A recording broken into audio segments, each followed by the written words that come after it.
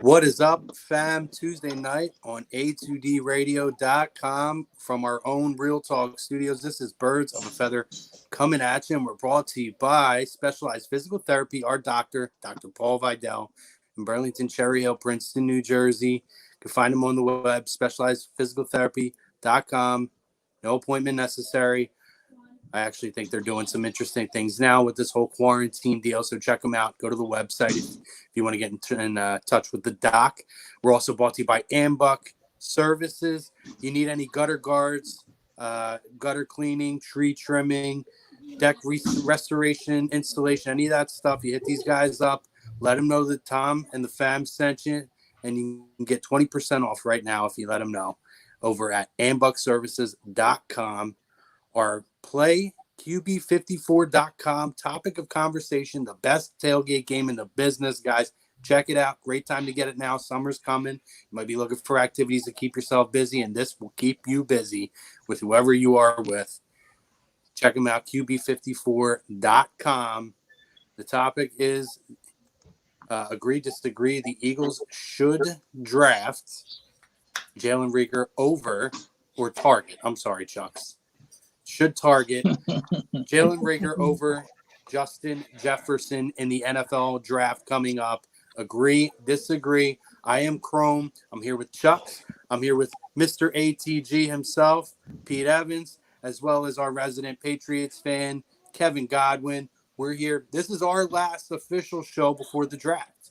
So we got a special guest who's going to be joining us to talk Eagles free agency, the upcoming draft, just kind of where we see some targets. Maybe is there a trade that could possibly be realistic?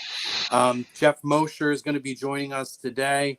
Obviously, he's the co-founder and co-host of Inside the Birds podcast with Chuck's boy, Adam Kaplan, on Mondays and Thursday nights during the offseason, as well as you can find him in 97.3 ESPN FM. One of the probably more reliable Eagles writers and reporters out there, Geoff Mosher. So he's going to be joining us for about 15 minutes in a little bit, right around the 7:30 time. But in the meantime, boys, how are we doing? It's been a week since I've seen you boys. Well, not Pete, but Doing good. What's going on? not much. Shout out to Mr. Ryan Brodo on the ones and twos. In the background here as well, throwing up those beautiful graphics. And he's going to be throwing up your comments that we want, guys. Throw in your comments and let us know. And Mr. Brakeman already saying he loves himself some Justin Jefferson. Guys, and there's Tom Arnone popping in as well, my boys. Guys, you guys are the draft experts here. So educate me. Who should they be targeting in the draft this week? You want to go first? Chucks? It don't matter. I'll go. So can we just go ahead. Say how weird it is to see Kevin, the Patriots fan. I know. I was thinking the same thing. In his Patriots jersey with Birds of a Feather, an Eagles show logo in the background. It's just weird. But hey, that's because our brand, our logo is more important than the logo on that jersey. That is all true. That is all true. 1B. Won't go that far. Hey, Kev, at least you put the effort in. Chuck's is sitting here. That's true. So goddamn lazy that he can't hang up a green sheet so that he could do a background. I don't have a green sheet. Oh, Two pieces of fabric, way too much work. $14, and he said it takes too much work. You want to go to the store for me? He has a baby on the way. Stop. Every time I go out, it's a risk. So that is true. Oh, I order everything online. Listen, real quick before we get into this, I don't know about you guys. We're talking about, and I'm going to get this in now because I probably won't be on for no huddle. But we're talking about these things, because we're quarantined and we can't do anything. I'm starting to slowly kind of get a little bit stir crazy. Today I was sending these boys videos. I had some Eagles games DVR, and I went back and watched the Washington game from week 15. But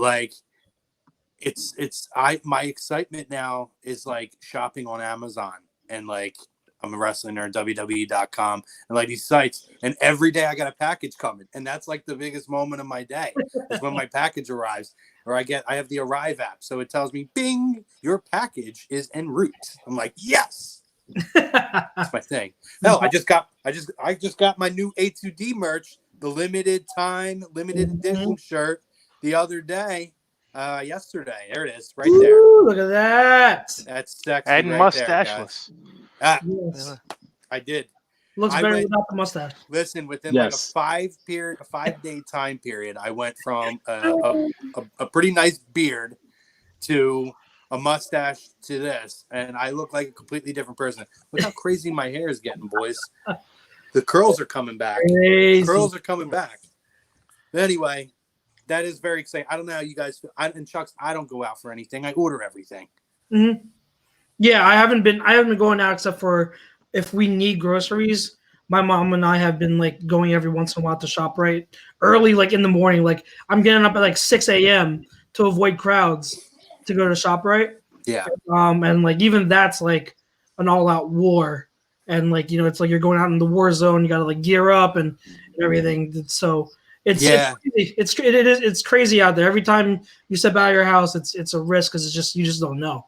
It was the first time the other day, and I saw Pete. So I this is how like kind of I really haven't been leaving the house in like a week and a half, 2 weeks. And I went the other day to go food shop, and not a lot, just to pick up a couple things. And I remember I thought of Pete sending the picture with like the mask, right, last week, and you're like, yo, it's for real out here. Dude, I went out and like I didn't even realize that every public place now in the state of New Jersey will not allow you into a public building without a mask. Luckily, I had a mask. I had the gloves. I was out, cruising around and getting my stuff, but it's crazy out there. And I think my sister in Maryland asked me, she's like, did you feel weird? And I was like, I think I didn't. If everybody else wasn't doing it, I'd probably feel like, oh, I'm one of those guys. I mean, and for good reason, but I said, honestly, no, like it was very bizarre. I've never been in an experience where everywhere I go, everyone's got a mask and gloves on. But it did make me feel like I was in the movie Outbreak with Dustin Hoffman and Rene Russo for like, with a little monkey for like an hour. Yeah. Great movie, by the way. It's on Netflix, by the way. Yeah. But yeah, it was just very bizarre. And you weren't kidding, Pete. It is something else out there, man. Yeah. Bro, it's bad. It's not bad, but I mean it's bad in general. But just to see the way some people act, like I've seen people, even my wife will see it, where like they'll just like unload Scott toilet paper, they'll fill the shelves, and you can see an elderly person like in like one of the motorized carts reaching for a pack, and then you'll see like 2 or 3 young people just come and grab theirs and won't even help the elderly person. Like it's just it's still got to be human. I'm gonna help people. That's crazy. Yeah, it's just like what if that was your mother, somebody your family, your loved one? It's not like it's taking anything away from you. It's just taking 5 seconds out your day just to go ahead and just help them and pass it to them, especially if you got the proper PPE equipment on. So spot on with that, dude. Yeah, and it's like, I mean, listen, it may get to no huddle, but like you said, I just want to. And I understand we're getting stir crazy. I'm even getting stir crazy myself. You know what I mean? Like it's like the line between work and home is there is no line for me anymore. Like I'm sitting here doing the show in front of my computer where I just spent 8 hours actually working. Yes, I'm thankful I have a job, but the line between work and home is completely gone to the point now where it's like, are you ready to go back to society as it is or whatever the new normal is, or just be prepared to see masks and PPE everywhere you go? Yeah. Movie theaters, restaurants. I literally was walking somewhere today and I had my mask on. I had a bottle of water and I went to take the cap off. To second nature, take the cap off and drink the bottle of water and realize, oh, I got a mask on. So like to literally lift up the mask just to take a drink of bottle of water, like how long is this going to be the new normal? But that was just me. Yeah, and before we get back into the poll question, I know this is basically my no huddle comment since I'm going to be hopping off after a little bit. I'm not feeling well today. I don't have COVID symptoms though, folks. Just throwing that out there. Just not feeling well today. But the one thing and this is where this is why when you get that whole scenario right where we talk about, you still have people not listening, right? I see this family, right? And it's a male and a female and their child. First of all, you don't need everybody out. Secondly, Right. none of them have a mask. The baby doesn't have anything over its face. And I'm like, come on, man. But anyway, we'll get to that question in a moment. We have our guest joining us here. So again, folks, we have Mr. Jeff Mosher himself joining us here on Birds of a Feather live on atdradio.com. You can find Jeff with his podcast, Inside the Birds podcast with Adam Kaplan, Mondays and Thursday nights at 97.3 ESPN FM. How are you tonight, Jeff? Good, fellas. How's it going? Awesome. Thanks for having me on. Awesome. Thank you so much for joining us. We really appreciate it. NFL draft coming up. We wanted to pick your brain for about 10, 15 minutes. We had a few questions we wanted to touch on. But first of all, before we hit the draft, and we're kind of going to go around the horn. I think we all basically have a question for you. I want to know, as far as free agency that we've seen this offseason up to this point for the Philadelphia Eagles, can you kind of tell us, how you would grade this free agency? And is there any surprises, like with the Malcolm Jenkins kind of release and everything going on? How would you grade the offseason for the Eagles up to this point going into the draft? Yeah, I mean, if you're going to grade Howie Roseman's moves on what he told you after the season, right, you would at least say he was very honest about his intentions. He said in every interview he did, he wanted to get younger, and clearly by letting a guy like Malcolm Jenkins go and Jason Peters so far looks like he's not going to be back, and some other guys that they let walk, they're clearly getting younger. He always tells you that they have an identity. They like to address their offensive and defensive lines. They wanted to get better at cornerback. They did not get Byron Jones, so they went out and made a trade for Darius Slay. He's a Pro Bowl cornerback. I think he's probably going to be the best cornerback that we've seen around here in quite a while. At least he's supposed to be. So from checking that box off, I think he did that well. I like the Javon Hargrave signing. I think it's going to be one of the better signings, more value signings that you see. Jim Schwartz has always made it clear he wants to start everything up front. And Malik Jackson, if you look at when they won the Super Bowl, right, their interior defensive tackle tandem was Fletcher Cox, Tim Jernigan, and Bo Allen. And they were number one against the run that year. And obviously that put them in a great position to rush the passer on second and third and longs. And right now you're throwing out a trio of Fletcher Cox, Malik Jackson, and Hargrave. That's a pretty formidable trio, even better than the 2017 version. So I think that'll alleviate the pressure from the defensive ends to be, Pro Bowl level defensive ends, which we know that they don't have right now. They're trying to, figure out who's going to be their guy opposite Brandon Graham, whether it's Barnett, whether it's Sweat, whether it's, Sharif Miller, whether it's Jard Avery. But I think they're pretty good in the trenches on the D-line. I don't know if enough attention gets paid to that when we talk about wide receiver and safety and the other cornerback spot. So I think, again, if you're realistic and you've seen the fact that ever since he came back from banishment, that Howie has treated free agency a lot differently. He's much more judicious with who he's spending on than you realize, and kind of you understand what he's going through. And I think it was a pretty decent free agency for him. Good. Hey, Jeff, it's Pete here. And just to piggyback off of that, I listened to the Mims interview that you and Adam Kaplan did on ITB TV on YouTube. If you guys don't know, you should definitely follow that as well. I checked out the interview, about 22 minutes long, very in-depth interview. It showed Mims as a lot of character. So coming away from that interview and your feelings on Mims, and really overall the million-dollar question in Philadelphia, especially if the Eagles going to take a wide receiver at 21. And if you believe that, not so much who we've been hearing that this public may like, but who you may like is some people that may not be being talked about, possibly at 21 or even at 53. Mm-hmm. Because like you, I don't think enough attention is being brought to possibly Brandon Graham. And maybe if a Chase on is sitting there at 21, what may Howie do? Because as you stated, he does like to build through the trenches. Yeah, I think, the big question right now is what happens if all four of those wide receivers, and when I say four, I mean Judy, I mean Lamb, I mean Ruggs, and Jefferson. What if they're all gone by the time the Eagles pick 21? Now, if that's the case and there was a run on receivers and maybe a run on, say, offensive tackles and corners, right, then as you're mentioning, it could push down a guy who's labeled as like a top 15, top 20 prospect to them at 21. Maybe it's, as you mentioned, Chiason, a great pass rusher from LSU. Maybe it's another corner. Maybe it's C.J. Henderson, right? Maybe it's a top-rated safety. I think at that point, the Eagles are going to have a cluster. It's never about one guy. They're going to have a cluster of guys that they would absolutely be okay with taking at 21.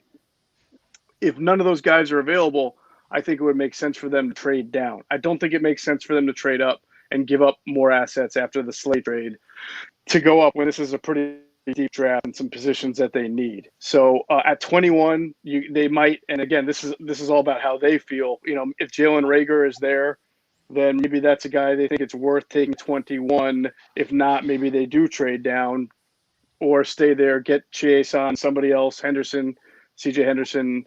They've got a lot of different options. As far as Denzel Mims, you know, I don't know that he'll be off the board at 21, but the draft has to decide this. You know, we talk about like whether we reopen society or not. It's the virus that gets to decide, right? Well, that's the kind of the same thing with the draft here. If 5 wide receivers or 6 wide receivers go in the top 20, then the draft has told you what position has fallen because of it. Same thing there. So I think that the Eagles are going to have a ton of different options. I don't know that they would take Mims at 21. I think maybe he's a guy that they would feel comfortable trading back and trying to get. But we have noted that the 3 or 4 teams that pick after the Eagles, any one of them could take a wide receiver. And I tend to think that there's going to be 2 or 3 receivers taken in the bottom 6 or 7 of the first round because those are teams that are good, have really good quarterbacks, and may want to just add a little bit more offensive punch to their offense. Like a team like Green Bay, for example, they don't absolutely need a wide receiver, but they could really use one. Devontae Adams is really their best bet, and after that, it's like Lazard and MVS, who hasn't worked out well. So I could see them taking a wide receiver. Hey Jeff, this is Chucks here. Just want to say real quick that you and Kaplan do a great job on Inside the Birds. So keep up the great work. There's been a lot of talk. Yeah, there's been a lot of talk about trade rumors. You know, not only involving Alshon, but recently there's been a lot of reports. Don't know how true they are about Rasul Douglas. And, you know, teams calling and inquiring about him because he's not really a scheme fit here. And one of the teams that have been brought up were the Niners. You know, he's a scheme fit there. And they have some pieces that could be looked at. I know I've been saying that take a flyer on Dante Pettis, you know, former second-round pick. He's fallen out of favor with the coaching staff there. It would be a win-win for both teams, for both players. Do you know of any truth to the rumors or how likely it is that Rasul gets moved before draft day or after the draft, during the draft, or if any other trades involving Eagles players, or if they're trying to target another wide receiver out there, or any kind of type of trade that could come along within the next few weeks?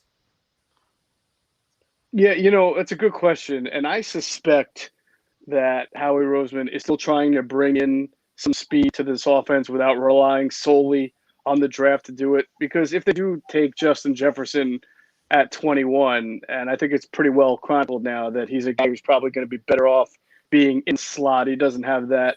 The 4.4 he ran isn't really consistent with the play speed that he showed on tape. So, and then if you do take Jefferson, there's no guarantee that in the second, third, or fourth round, you may have your eye on a speed receiver. The kid out of Florida has speed, but there's no guarantee you're going to get him, right? So I think Howie right now is working on a way to try to bring in speed to the team. Now, you mentioned trading Rasul Douglas, I think, for Dante Pettis rumors, which have been out there. I just don't know about that one because I think Pettis is quick, but I don't know if he's known as having elite speed. And then he's also been hurt. And I think Howie is really trying to remake this roster. That's another thing he talked about since the end of the season about not bringing in players with a history of injuries, right? So I don't know that's the kind of guy. I think he's obviously should be looking at wide receiver and looking at speed, and I suspect that he is. But I don't know if Pettis is the guy that maybe I would think of first. You know, we'll have to see what the Panthers do. I know Curtis Samuel's name has been out there a little bit. He is a guy that has a lot of perimeter speed. I think that one makes a little bit of sense. I just don't know what kind of trade value though Rasul Douglas has. I mean, you look at if you're another GM and you're looking at the Eagles corner situation, you can already tell that with Slay, with Avante Maddox, with Cravon LeBlanc, with Nickel Roby Coleman, that's 4 guys right there who are very likely to have jobs. And then you've got Sidney Jones, who I think they're going to at least see it through and give him one more chance. And that's 5 cornerbacks right there. So is Rasul going to make this team as a 6th corner? And that's assuming that the Eagles don't draft a corner. I think they do draft a corner, maybe not the first round, but some in the first 4. So he's clearly going to be on the outside looking in. So if I'm a team, the only way I'm trading for Rasul Douglas is if I'm trading a player like you mentioned with Pettis, who's probably on the outs from my team anyway. So we'll have to see if other teams just wait for him to get cut and want him, or if there's any trade value whatsoever. Yeah, hey Jeff, this is Kevin here. So as the lone Patriots fan on the team here, lone wolf in it, I want to get your thoughts on Brady's impact now in Tampa and what that means for the NFC as a whole, and looking playoff time. What does that do? Yeah, it's a really good question, Kev. And the first thing is, I feel like teams that have either new coaching staffs or new quarterbacks are definitely going to be hurt by the fact that there's probably not going to be OTAs. There may not be a training camp. I mean, who knows? And now Tom's, obviously the best that ever did it or one of. So I don't think it's going to take him a really long time to get accustomed to his wide receivers or have them studying up. But, the reality is until you get out there and play with guys and get that repetition going, I think that you can't duplicate that just in virtual classrooms. So I think that's going to be one of the biggest challenges that Tom faces, acclimating into the offense with new wide receivers, a new offensive line, a new center. The whole center quarterback relationship is obviously really crucial for good quarterbacks. So do I think Tampa is going to be a playoff contender? I mean, they certainly have a lot of good weapons, right? With Godwin and Evans, and their offensive line's gotten better. Their defense is improving, and Todd Bowles now is in control of it. I think they can be better. I just don't know if I look at that and say they are now the representatives of the NFC in the Super Bowl because they have Tom Brady. Hey, Jeff, back to Michael here. I have one question, but actually I have 2 because during this whole conversation, one popped in my head. We've heard a lot of these veteran guys, right, being rumored to possibly be targets for the Eagles, maybe on, a low cost, high reward type of deal. Do you think there's any realistic possibility that a Shady McCoy return or a Joe Flacco as a backup quarterback or a Devonta Freeman acquisition could realistically happen for this football team? Yeah, I mean, the longer the time goes by, let's attack some of them. Joe Flacco, I think it's my understanding, is a medical thing. I mean, he's got to be able to. I think he was hurt in Denver, and obviously, if you're going to bring him in, you got to make sure he's 100% healthy. Same thing with Shady McCoy. Personally, I wouldn't be against it. I think as long as LaShawn comes here and understands that he's really, it's not a committee anymore. I think people have to understand that. I think Doug got saddled with this RBBC kind of coach because he's had a running back by committee every year, but that's also been out of default. But he's never really had a running back who can do what Miles Sanders can do and who can now play 65, 70% of snaps because the offense doesn't have to change when he comes off the field. Even when they won the Super Bowl, the offense looked a little bit different in what Doug can do when LeGarrette Blount was on the field compared to when Corey Clement or Jay Ajayi was on the field. Now he's got a guy, when you put Miles Sanders on the field, the defense doesn't know what's coming. Could be a run, could be a pass, could be an RPO, could be anything. So I'm of the mindset that Doug finally has his guy, and that's going to be the guy who gets 65, 70% of the workload, the next Shady, the next Westbrook, whatever you want to call it. So as long as if LaShawn McCoy comes in here and he's willing to kind of accept that kind of a role where you're only getting 10%, 10 to 15. I also think Boston Scott needs to be worked in because he adds another dimension, and he proved last year that he's a difficult guy to game plan for. So if Shady wants to come here under that, you're a third back or a number 2 back, but you don't get a whole lot. This is not a committee. then I'd be fine with that. But you mentioned Devontae Freeman. I feel like that's a guy I would probably target first because although he deals with a lot of injuries lately, he fits the offense so well. And if Miles Sanders were to get hurt and you would need a guy to step in and be your lead ball carrier or just your lead running back for 2 or 3 games, I think I'd rather have Devontae at this point than Shady kind of try to assume that kind of role. Last question for you, Jeff. Realistically, do you believe that the NFL season will begin on time? And if not, what do you think a season could possibly look like? I know it's the $1 million question everybody wants to answer. Yeah, man. If I knew the answer to that, I would. I'd probably be living in a lot bigger house. Be living in a Jay Glazer kind of crib. Yeah. I'll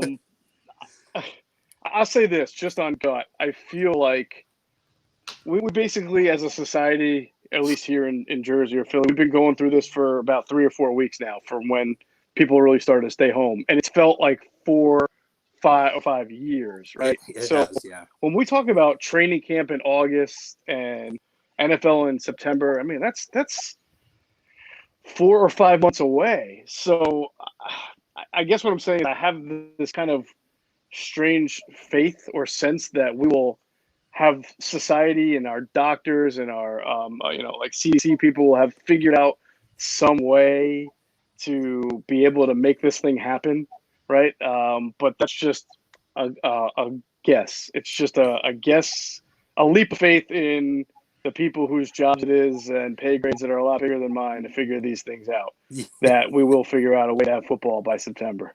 Let's hope. Jeff, we appreciate your time tonight. Where can we find you on social media? You got it, guys. Thanks a lot. I really appreciate the time and love the show. Keep doing big things. Yeah, where can we find you on social media, Jeff? I'm on Twitter at Jeff Mosher NFL. That's GEOFF Mosher NFL. You can follow our podcast at Inside Birds for the Inside the Birds podcast.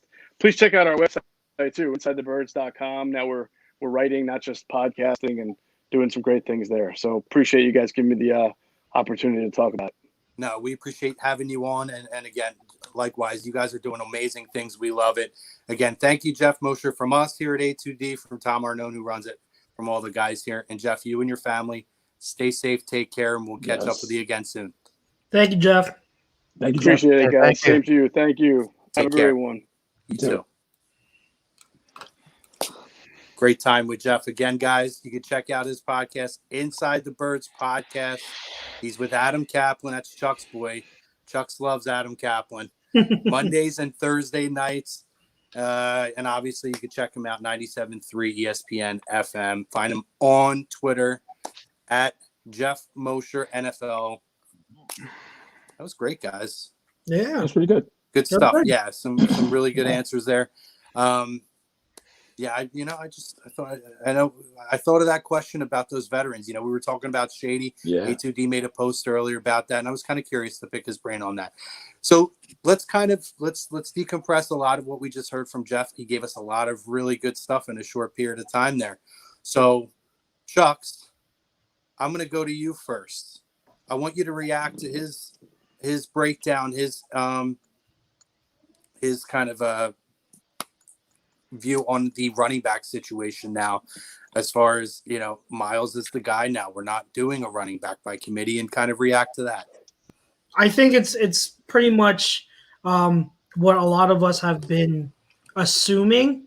I think that he makes a good point that the Eagles, since Doug P has been here, have been running back by committee, but it's kind of been by default. And it made me think, and it's like, okay, like when Ajayi was here, he was supposed to be the lead back.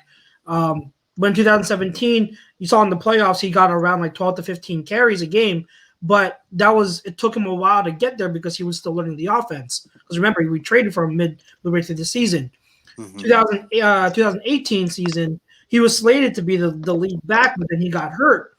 So with him gone, again, running back by committee by default. So that was a great point.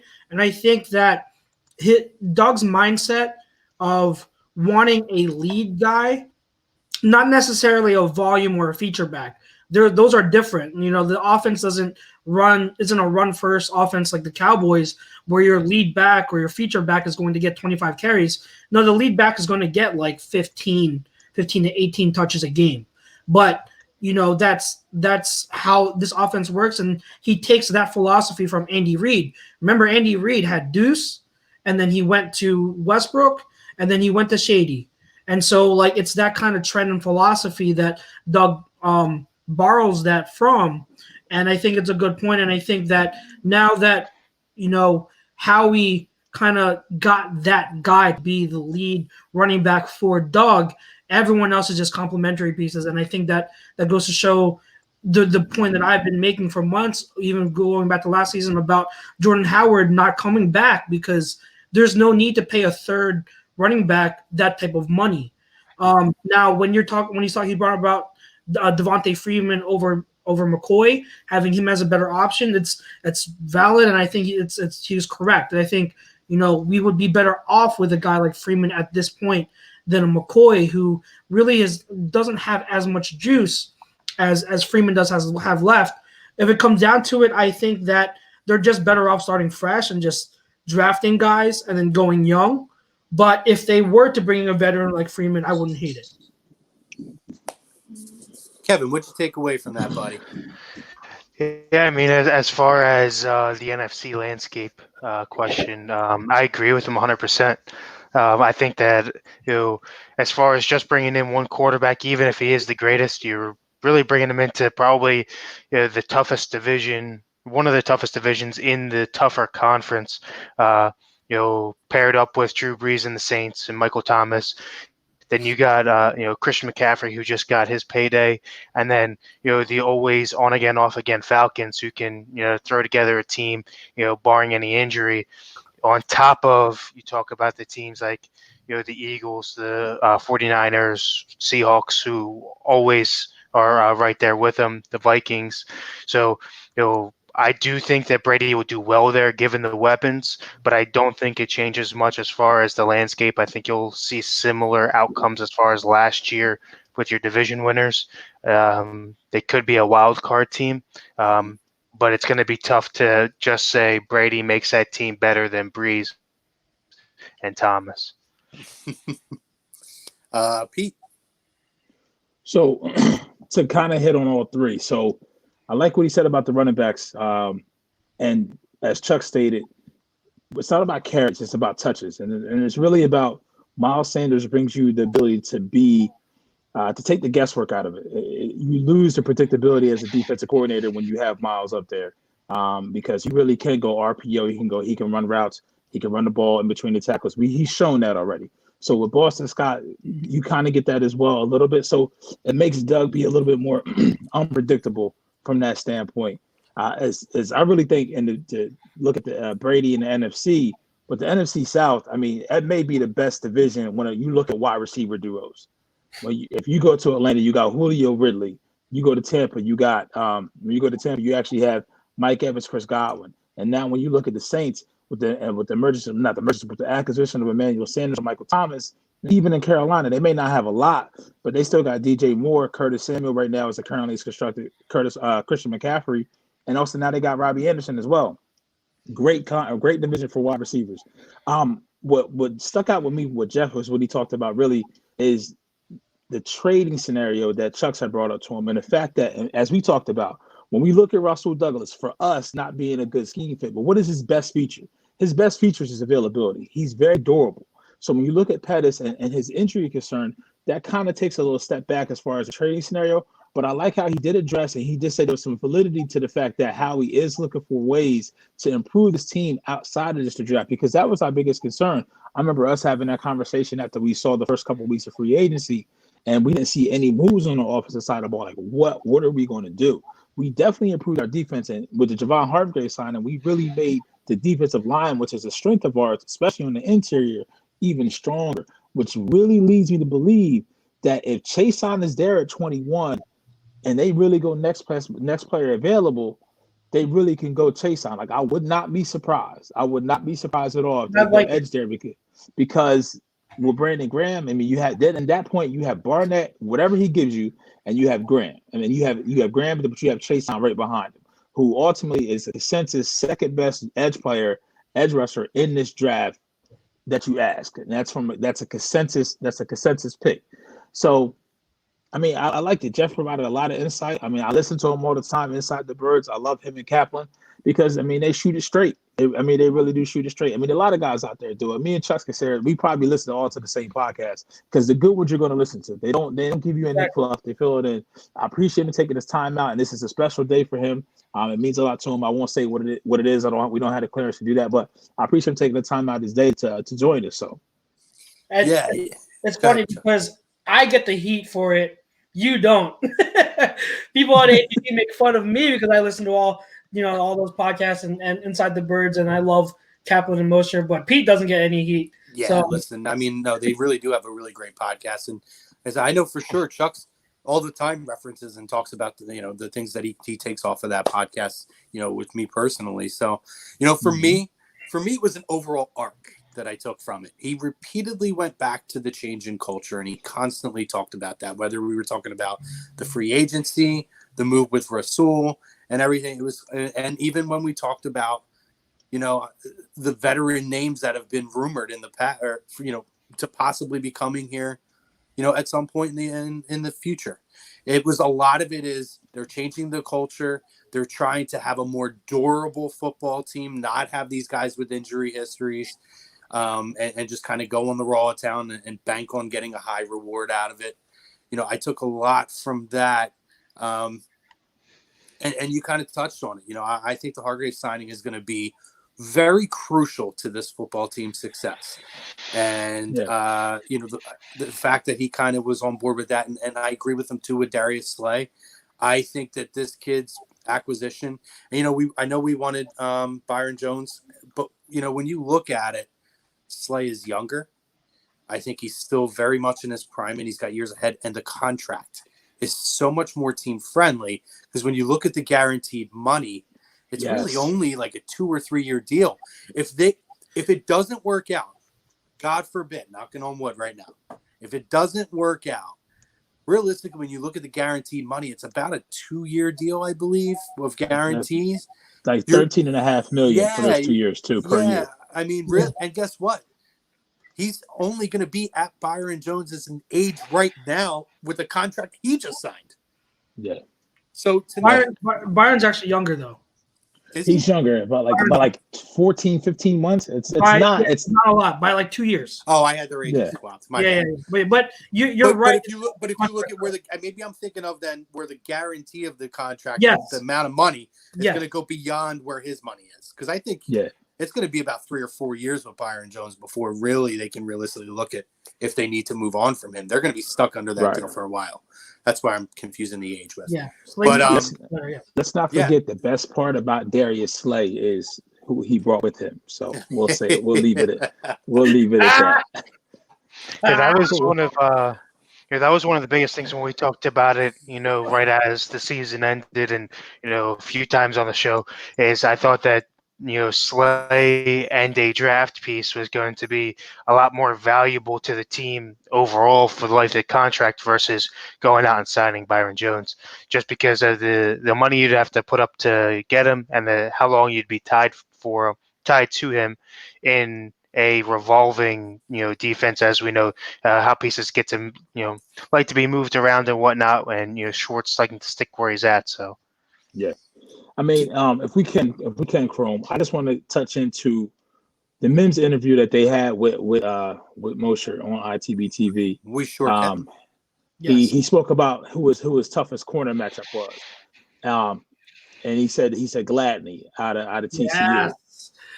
So he's probably for me he's probably, I would say between him, he's my third ranked corner. He's my third ranked corner. Behind Henderson and also behind Okuda, who actually, to be honest with you, more and more I watch those tapes, I may say Henderson may be my CB1. I mean, he did it in the SEC against tougher talent, faster. His biggest knock with Henderson is the fact that sometimes he relied too much on his athletic talent and he took plays off with CJ Henderson. But get to our poll question, and you heard Mosher say it with Justin Jefferson.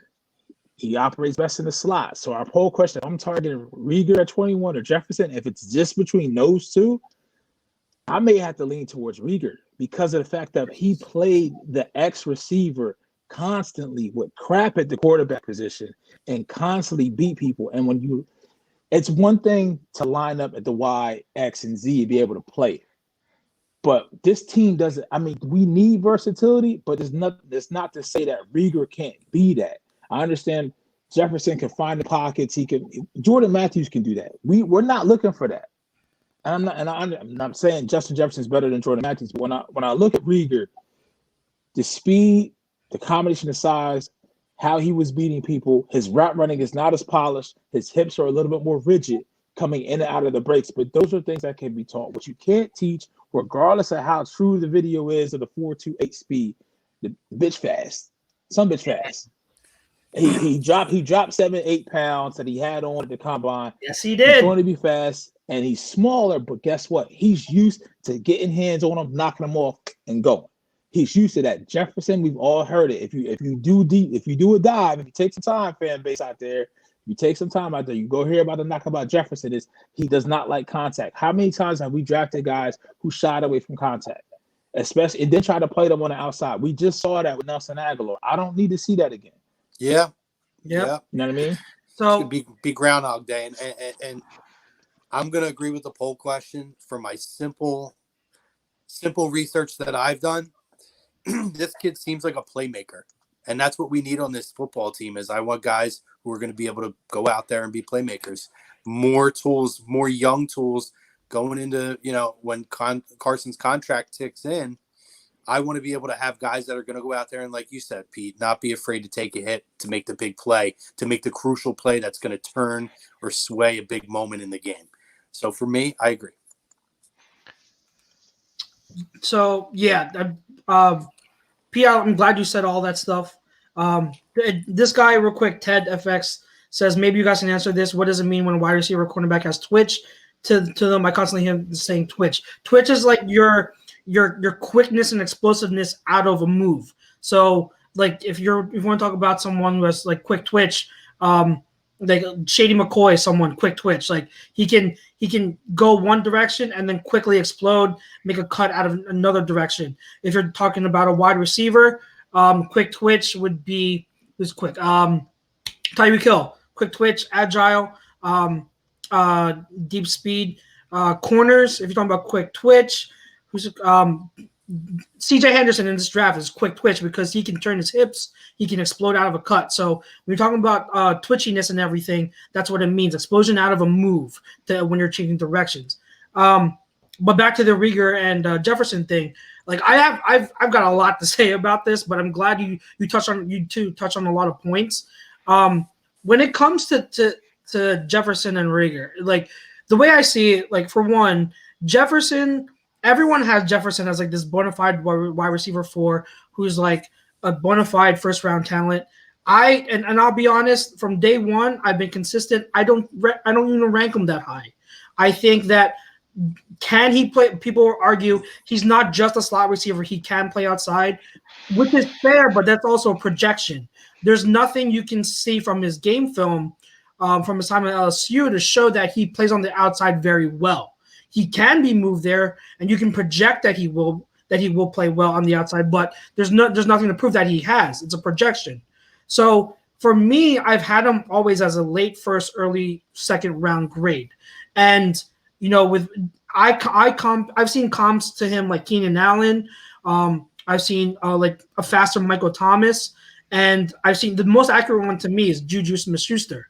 And I think those are very good comps. And it goes to show that I don't think he's a bad player at all. I think he's really, really good. And I think he's going to be a really good player at the NFL level. But don't tell me that he has speed. Because even though he ran a 4.42, and this is why I love and hate the combine, because he ran a great time at the combine and everyone assumes he's a deep threat. He's not a deep threat. He's not good. Just game film, he's not a field stretcher like that. So he doesn't play to that speed. He's a slot guy who wins with great route running and dominance at the catch point. So he's very good in that regard. However, if I have him at the rank I have, at the grade I have him as a late first, okay, and I have someone like Reagor who, again, I've had consistently as a late first, early second as well. Maybe I'll like overall in a vacuum, maybe Reagor is lower on my big board than Jefferson is. But when they're that closely graded and ranked with each other, I'm looking also at what the Eagles need. And what did this offense, what was the element that this offense was missing all of last year? We always talked about it. Speed, deep threat. When Djax was here, the offense was unbeatable. But when he left and we had no deep threat and Nelson Aguilar couldn't track a ball for the life of him, that's what we were missing. So why is it all of a sudden now people want to put that aside and say, oh, let's just, we're okay with the slot, but then just want to ignore the fact that, guys, the element that the team needs the most on offense is speed. We don't need another slot option because we have 2 tight ends, all right? So we need speed on the outside. So who is the one guy that fits that mold perfectly to a T? And that's Jalen Reagor. Jalen Reagor, Pete, you mentioned he shed the weight that he had at the combine, and that video he put out, he's running 4 3s, 4 2s. Like, he is explosive, he is fast, he is quick twitch. And the thing I love about him is people are going to mention the drops. And yes, he had issues with drops, but also you got to realize he played with probably the worst quarterback out of all the top wide receivers. All the top wide receivers, his quarterback was the worst. It was horrendous. And he's here, and you can see that there are plays where he's clearly frustrated, like he doesn't play through the full whistle, and I get that. But a lot of that is stemmed from frustration of playing with a bad team, with a bad quarterback. But you've seen the ability for him to have a good vertical catch radius. He goes up and he attacks the ball at its high point. Several reps where he goes up and gets it. So he plays bigger than what his height says it is. So when I'm looking at both of them and I'm seeing them closely graded with each other, I'm looking at the one that fits a need of this team more so than I am looking at Justin Jefferson. And if you're talking about, if the argument was like KJ Hamler or Justin Jefferson, then obviously Justin Jefferson, because the disparity in the grades are so big. But when they're close, for me, when they're closely graded, I got to go with the one that offers what the team needs. If we had speed already and we needed someone in the slot, then it would absolutely be Justin Jefferson. But I'm going Reagor. He's the ideal fit for what the Eagles need. And he's in round 1. If you can trade back a few spots to maybe get him still, then by all means, I think that's the ideal move. But if the Eagles feel like one of those teams that Mosher mentioned that are below him, they might take Reagor and they really want Reagor, then Reagor at 21, I have no issues with. So that's my take. I agree to the poll. For me to answer the poll, for me it would be Reagor. I would agree, over Jefferson, but I wouldn't target either. If they're both there, I'm still moving out of the first and trying to catch them in the second, hopefully. But to answer the poll directly, no, I would take Reagor, and mainly because of what you said, Chucks, is that you already have 2 tight ends, and you already have Miles Sanders who catches out of the backfield. So the slot is a non-issue on this team, especially with a guy like Whiteside too, who can play inside and fill up the middle of the field. So if there is speed there and a deep threat, which you don't have or don't have reliability in with Djax on the opposite side, you have to fill the need versus the player if it's that close in ratings. Yeah, and then before we move, if I told you somebody like Justin Jefferson, we can stay on this as long as you want, boys. So if I tell you somebody that Justin Jefferson, in and out of his breaks, quick feet, good route runner, and I want to say this, Justin Jefferson is tough. Like he still catches the ball, he catches it with his hands. It's almost like a reaction. So his hands may be slightly better than Reagor. But if I tell you somebody that can still get in and out of those breaks pretty fast, not being talked about, very quick feet, because I want to mention quick twitch is not always associated with speed. Give you some players that's already in the league. Wide receiver, quick twitch, Jarvis Landry. Not the fastest, getting in and out of breaks, very quick, be able to get open. You can still get the same thing with Justin Jefferson. I believe not that far off, at 103, and Chuck knows who I'm talking about, also played in the SEC, played out of Florida, C.J. Henderson's teammate, and that's Van Jefferson. Woo! At 103, I think you can get a similar type of wide receiver to Justin Jefferson. But when you look at the speed and explosive from day one, being able to play on the outside and is used to being pressed and used to be able to get that release, that's Jalen Reagor. With that being said, I want to caution everyone with the trade back scenario, because in order for us to trade back, there has to be a run on a position that we don't need, that other teams behind us feel like is running slim. You have to hope maybe some way Patrick Queen goes in the teens, because then Kenneth Murray's the only inside linebacker that is left, and maybe you can get the Baltimore Ravens to jump up and take Kenneth Murray. Hopefully, because I'm telling you, bet money, if we don't take Mims, Jefferson, or Reagor, one of those picks is going 22 to Minnesota, because they did lose Stephon Diggs. Yep. And the biggest thing you want is controllable contracts with talent. Yep. But I mean, that's just me. So I just want like Jeff said, and like you've been saying, the draft has to tell us what to do. And the draft will tell us whether or not we had the ability to be able to trade back. And if we do trade back, that we're still going to ensure ourselves to be able to, we'll be happy with somebody that we be able to get out of those 2 or 3 players that may be available at that time that we go on the clock. Great points. Agree with all of that, Pete. Good shit. All right, gentlemen.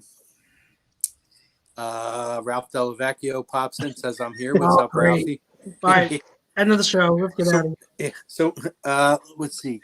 Art, this is on YouTube. Art Makepeace says, I'd love to watch you guys all night, but I got to head out. Be safe, everyone. And remember, we'll get through this crap together. You're absolutely right. Art, take care of yourself and be safe. Thank you, Art. And everybody listen to Art, because Art's 100% right. Just a reminder, if anybody missed the first part of the show, we did have Jeff Mosher on from Inside the Birds podcast, 97.3 ESPN FM. One of the Eagles beat writers, reporters, analysts. Great stuff. Does a show with Adam Kaplan. We appreciated him coming on. Go back and check it out. So if you missed it live, no worries. Go check it out. You can check it out in podcast form if that's your preference. We got iTunes, iHeartRadio.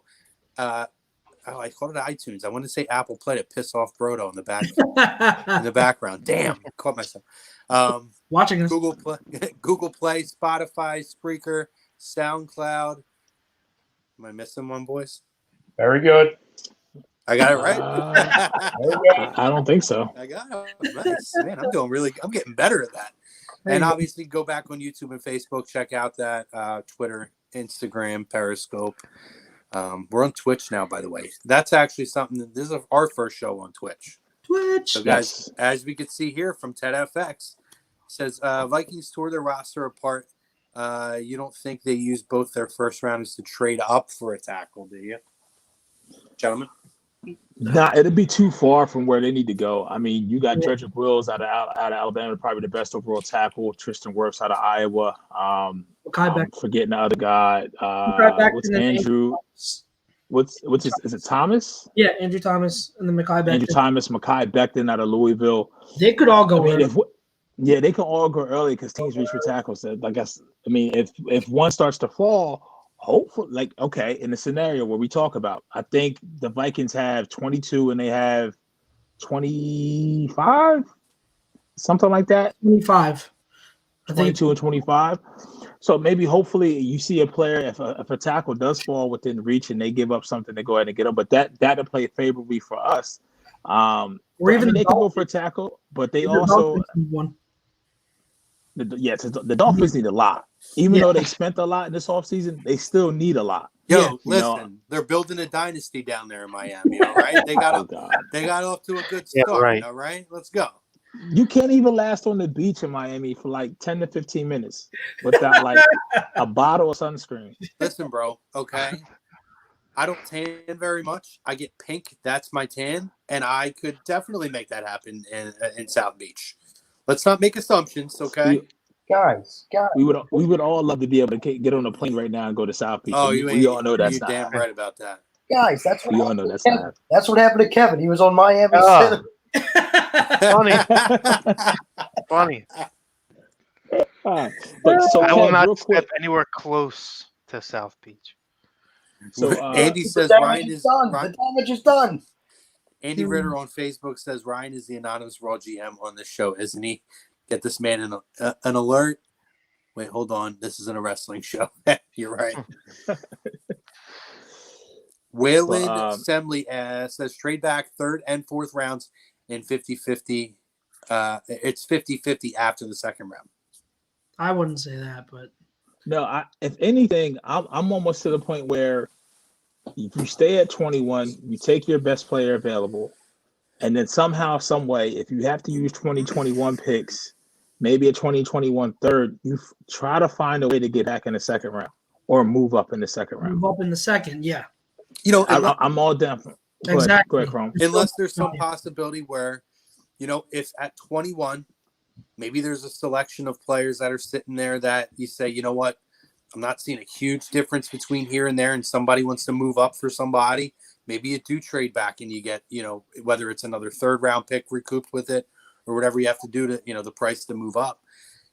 If your guys are gone by the time 21 rolls around, you can sit back and you can take your time and just kind of roll with it up right up until the last few seconds if you needed to. And don't rule out trading back into the late first at 31 or 32, because both of those teams that played in the Super Bowl don't have a lot of picks. I mean, and then there is some benefits to getting in the 31st or 32nd pick back in the late end of the first. Not only because of the talent that you're able to get, a la when Baltimore, we moved back and Baltimore got Lamar Jackson, who was the MVP of the league last year, but also for the fact that if you do hit on that player, you get the extra year of controllability with that fifth-year option instead of the fourth year. Yeah. So, Ted FX asks, he says, okay, we got a Dolphins fan in here. Who do you and the Dolphins want, the kid from Oregon or Tua? So he's saying, Herbert or Tua? I'm not a Tua guy. I don't know what it is. I just don't know how I feel like he's going to be in the. I think that's Miami's guy. I'm not a big Tua guy. To me, I'm 50-50 on him. I would say Herbert, but I think they're going to end up going Tua. Herbert stinks. Honestly, I think it's going to end up being Cam. And then they can go and take whoever. Yeah, I think it can. I think Cam will fit their best. But I do think if anything in this, different off season, we should say, with all the visits not being put there and on all the interviews, it actually helps Tua out the most as far as draft goes, is because he's hurt. It's not just the hip or the ankle; it's a wrist and ribs.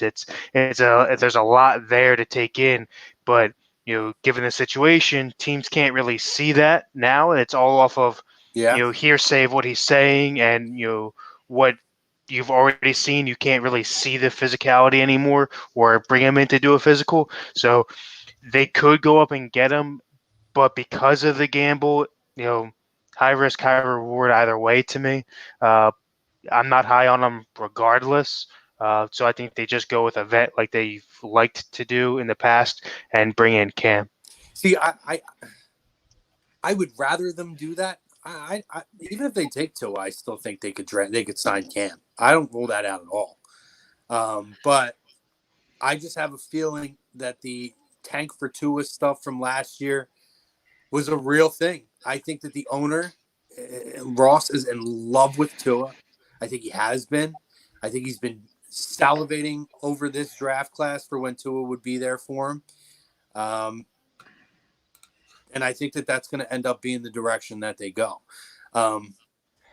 Let's not forget, guys, that there's already a gentleman occupying the seat right there who threw a wrench into the tank for Tua whole ordeal, and that's Ryan Fitzmagic, the GOAT. Okay, so God, really, we're doing this? Let's not undershoot the GOAT, Ryan Fitzmagic. Okay. I thought Kev was about to lead the set. I swear. Yeah, that was the move. I just talked all the way in there, so I could get a Fitzmagic drop in. I love you. I'm pretty sure that accounts as burner. There's a new Dolphins fan in here. That's Chrome back there planting seeds. Jesus, man, the Dolphins are in such a precarious position because they really can hit this right, or they really can mess this up. Well, you know what? Well, here's the thing, Pete. I don't know that they could really, really mess it up, but I think you're spot on in terms of if they really hit this right, they could really expedite the process of this rebuild. This could be the difference of we're doing another 2 or 3 years to You a said year, we, sir. maybe. I just wanted you just referenced to the Dolphins, and you said we. Yeah. I'm speaking as if I'm them. I'm saying we, as in the organization, could be saying this could be the difference in if we get this right. We're gonna, we're talking either 2 or 3 years, maybe 4. We might be just a year away. Hell, if they really nail this draft overall with the free agency acquisitions that they've made, I really truly believe, and it's not a troll, it's not me being a pain in the ass. I believe that this team can compete for this division. I really truly do. And if they go out and get Cam, I believe that they could rival the Buffalo Bills. But they have to hit it in the draft. They have to. I totally agree with that. And they have to hit it in the sorry, Kevin, they have to hit it in the succession where they maybe, like, I would be cool with them because their tackles suck. Their tackles are Mr. Nobody A. They and need Mr. to. Nobody They B. need to address the offensive line big time in this draft. Big time. For sure. So, and they're in that position to be able to draft one of the best tackle in the draft. And then I think they have 18. And if they get 18, that's where I can see them take a flyer on Jordan Love. Take a flyer on Jordan Love. And then I think they also have 25 or 26. Then you take whatever wide receiver that didn't go. Or maybe you take a safety like an Antoine Winfield Jr. or something like that. And then you just pair that up with that secondary, and then you just try to shut people down with the good defense that Buffalo used to have in New England. But now it's in Miami, south of the border. Ted on Twitch says, quick question, why the hell is a Dolphins fan asking Jeff Mosher questions, Eagles questions? You guys got to jump in. Dolphins fan. Listen, I grew up a Dolphin. Let's give him the backstory. Maybe it's his first time watching or second time watching. I think it is. Yeah, you need to clear it up. So we appreciate, first of all, we appreciate you jumping on. I mean, this is our first Twitch. Everybody knows I grew up a Dolphins fan, so they're like my pseudo NFC or AFC team, because Marino is my favorite player of all time, and I stuck with him. Listen, I ain't quitting on them. They're not my number one team, but I'd like to see them do well. But I hit on a lot of stuff last year with the Dolphins, and I'm rolling with it this year too. And I'm going to ramp up my Dolphins fandom just to stick it up Kevin's ass more this season coming up. Whoa. Well, last year, not happening. Who did I say was going to cost you the playoffs? And really, that was after the 10-6 talk. That was after so much. You just keep. That's not true. I said that at the beginning of the year. That was early year predictions. No. Chucks, am I wrong on that? No. Beginning of the year, I said, I don't know how they're going to do it, but they're going to cost the Patriots the playoffs. You said that. And we even went and did a first round buy bet. Yeah. I understand that. My beard is just coming back from that. Thank you very much. I know they weren't the team to send you home, but they were the team to send you to your first wild card game in how many years and set you up to fail against a powerhouse Tennessee Titans team that was red hot. Wow. So, and if you forgot about it, I sent you the clips of all those scoring drives today, Kevin. Trust me, I saw today. I hope you watched them. Fitzmagic doing his best Tom Brady impression. And I'm going to be honest. I said that the Eagles were going to lose to the Dolphins, that it was a letdown game, and I said it before week 1, that I had a feeling that they were going to lose that football game, and I knew it. So I'm going to ride with it. As far as the state of the AFC East, I don't think the Dolphins will be as bad as last season and cleaning up the bottom of the division. I think that's the Jets, especially after losing Anderson. Their quarter. I don't think the Jets are going to be very good. Yeah, I think they last year. The only reason why they were where they were at, I think they won close games as far as having a couple of the talented pieces where they have, but they're not. They may not win a game. The Dolphins, for me, are third. I just think that too much has to go right for them in the draft to excel to where they need to be. I can't put them over the Patriots, although a down year, yes, but I don't think that. I think Belichick keeps them in a lot of games. You don't even have a quarterback for sure yet. You don't know what your quarterback situation is. Actually, it's going to be Stidham. They like him so much that they're already riding him high. They might not even draft a quarterback until late. It might not even be Stidham, who I think fits them well. They may go receiver heavy. They're going to try to get that Why are you Tom pronouncing Brady it 7th round Stidham? pick Isn't again. it Stidham? Stidham. I don't know. You pronounce it. He can't even say his own quarterback's name properly. Stidham. I've said Brady for Ron- 20 years. So I don't have to say anyone else. So much easier. Well, you mastered Garoppolo pretty damn quick, didn't you? Yeah, Jimmy GQ right there. He doesn't have a nickname yet. Andy, I can't, absolutely. The fact that somebody nailed all those Dolphins points last year is a big fucking deal. When you learn about the sports, you'll learn that. Let him gloat. You gotta let Chrome. You get. K-Hot You 247. earned your right to gloat. He says All right, Atlanta is going to be as scary. They're my dark horse. Atlanta, maybe. They have, Man. they have. I'm going to read Dion's comment in a second, but Kevin, where are you at? Over here. Yeah, Kevin, right I'm here. telling you right now, we're going to revisit this conversation after the draft. We're going to revisit this conversation. We're going to see what Miami's situation is. We're going to see if you guys have a fucking quarterback whose name you can say yet. No. That's more than 2 syllables. Answer that question. That's going to be no. We're we'll give it in about 2 weeks, maybe 3 weeks. We're gonna really break down this conversation. Capiche? I'm in. All right. Mr. Dion Brown says, "What's good, fellas? It's all speculation at this point. Mock Howie may not even be thinking about a wide receiver in the first round, but next Thursday will tell it all. Look for me as long as it's immediate impact player from day one. I know I'd want to see who I'd want to see in the Eagles green, just like you guys and others, but we'll see." And Dion, if you missed the beginning of it, go back, and all you guys, go back and check out our interview with Jeff Mosher, our conversation with Jeff Mosher at the beginning, early in the show. He joined us about 8 or 10 minutes in. Neil Escarel says, "Sup, fellas? Go Birds! Go Birds!" What up? Go Birds. Neil's a new dad, guys.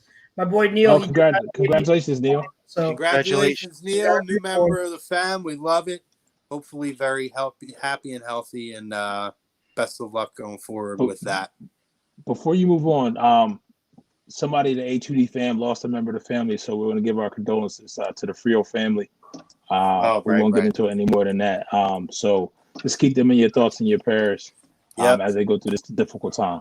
Shout out to Jake and his family. So Mr. Baroto is going to Hi, Howie. Draft. Look, that's they're looking for the Patriots quarterback right there. Howie's looking. I am here. No, he's trying to look through the book and figure out how to fucking pronounce the name. No, I'm trying to figure out how to draft a receiver that can actually catch. Oh my goodness! I heard news for sale. Stop it! What are you saying down there? Sunburn? Nothing of importance. What are you saying down there, Sunburn? I said Mohamed Sanu's for sale if you need somebody. Yeah, right. You still think N'Keal Harry can play? He can. Yeah. In the XFL. So, wait, that Mr. doesn't Brodo, exist anymore. is he talking? Yes, he's talking. I'm here. Hello. We're doing that thing He's yelling at me. All right, so how about this, Ryan? Again, I'm not really feeling that well anyway, guys. So I'm going to bounce off. I can't hear him. I have to bounce off to hear him anyway. We love you too, Jake. Love you, Jake. Appreciate you, brother. Love you, Jake. Condolences to your family. And congratulations to you, Neil, as well. So for me, guys, I appreciate a great conversation. These guys are going to carry you the rest of the way. I'm not your draft guy anyway. I know the least on the panel with it. That's why I just lead the conversations. But for me, I hope you guys have a healthy week. I'm sure I'll be catching up with the rest of you guys pretty soon. I'll be tuning in. And for me, see you guys. Be safe and stay the hell home. Yes. Grow your beard. Oh, he left already. Oh my God. There you go. I should have put it in the background. Jesus Christ. All right, bro. What you got, bro? All right, so fam, you obviously chime in on this as well. You three, I have a couple of draft scenarios, trade back scenarios for you. We talked about it last Wednesday. If you missed it, I'm going to do it here.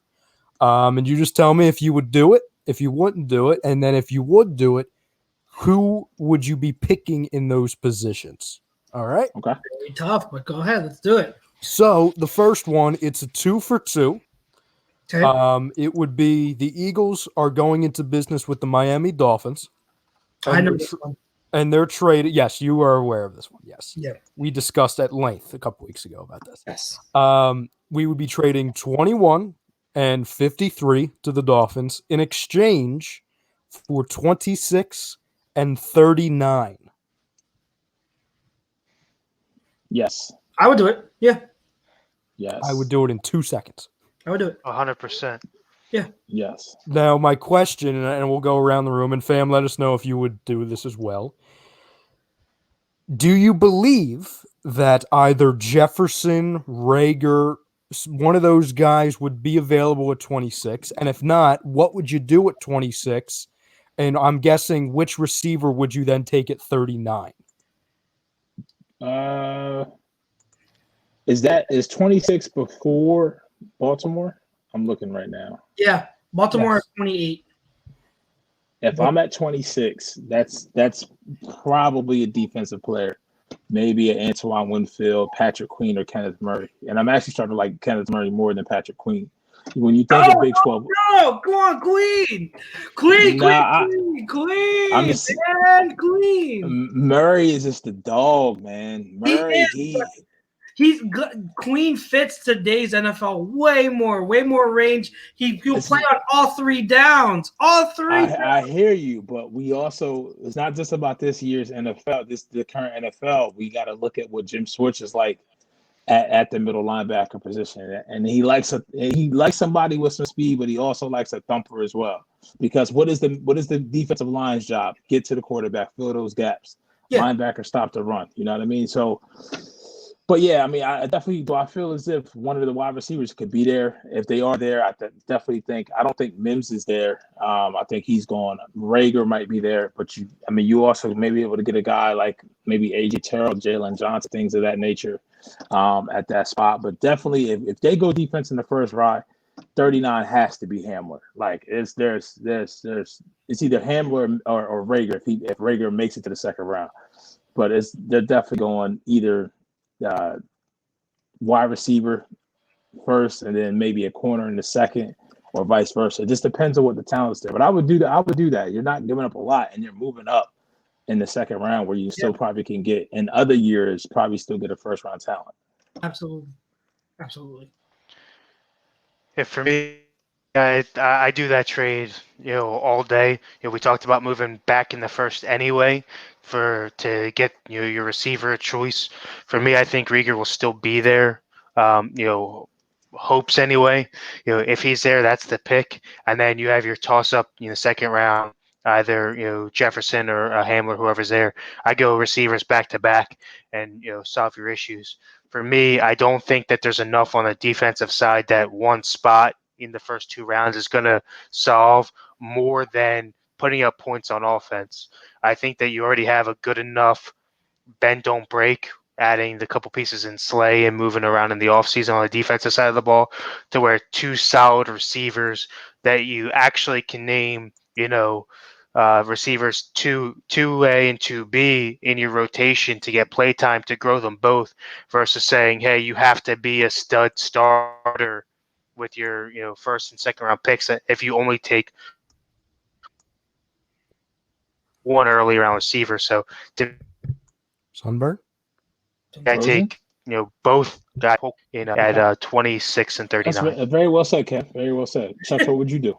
All right, so this is going to. I have my personal mock coming out in an article next week.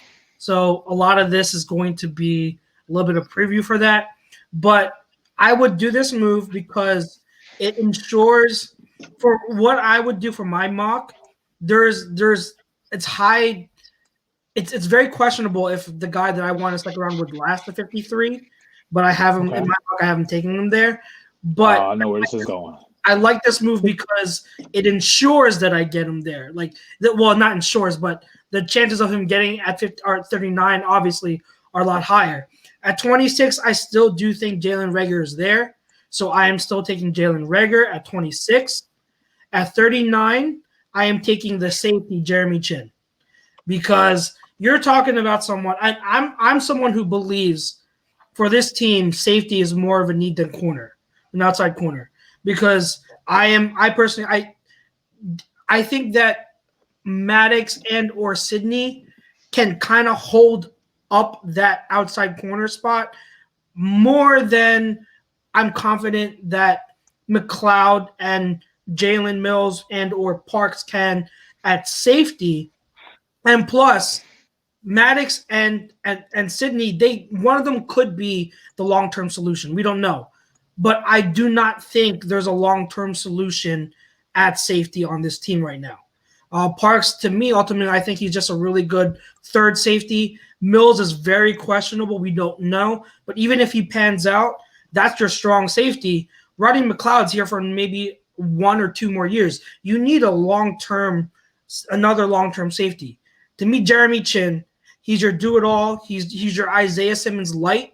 He can line up at multiple positions in the second and third levels of the field. And his question mark is mental processing and learning. But with him coming in year 1, if you draft him at 39, he can kind of develop behind those guys that we have in place. And then that'll give him the ability to learn all those positions at the safety spot, especially at free safety. I think that it's just I do believe he has the ability to play center field. It's just a matter of him learning and developing into that role and having that awareness and mental processing. But I think with time he can, because the upside is tremendous. He's been one of my top 2 draft crushes this year, and I really, really would love Chin somewhere in the second round. So this move with the Dolphins is very ideal because it would ensure me being able to get Chin in that second round. So I have a quick question for you guys. Obviously, having a little bit more knowledge within the team and draft than myself. For me, when I'm looking at value this year, especially within the league wide, I'm looking at 2 years. 2 years immediate value where I can have somebody and get that impact out of. Whereas after, if you look at that, third and fourth year into a rookie's contract coming in, things can be moved around. Other free agents can be added. And you have obviously 2 more years of draft behind it.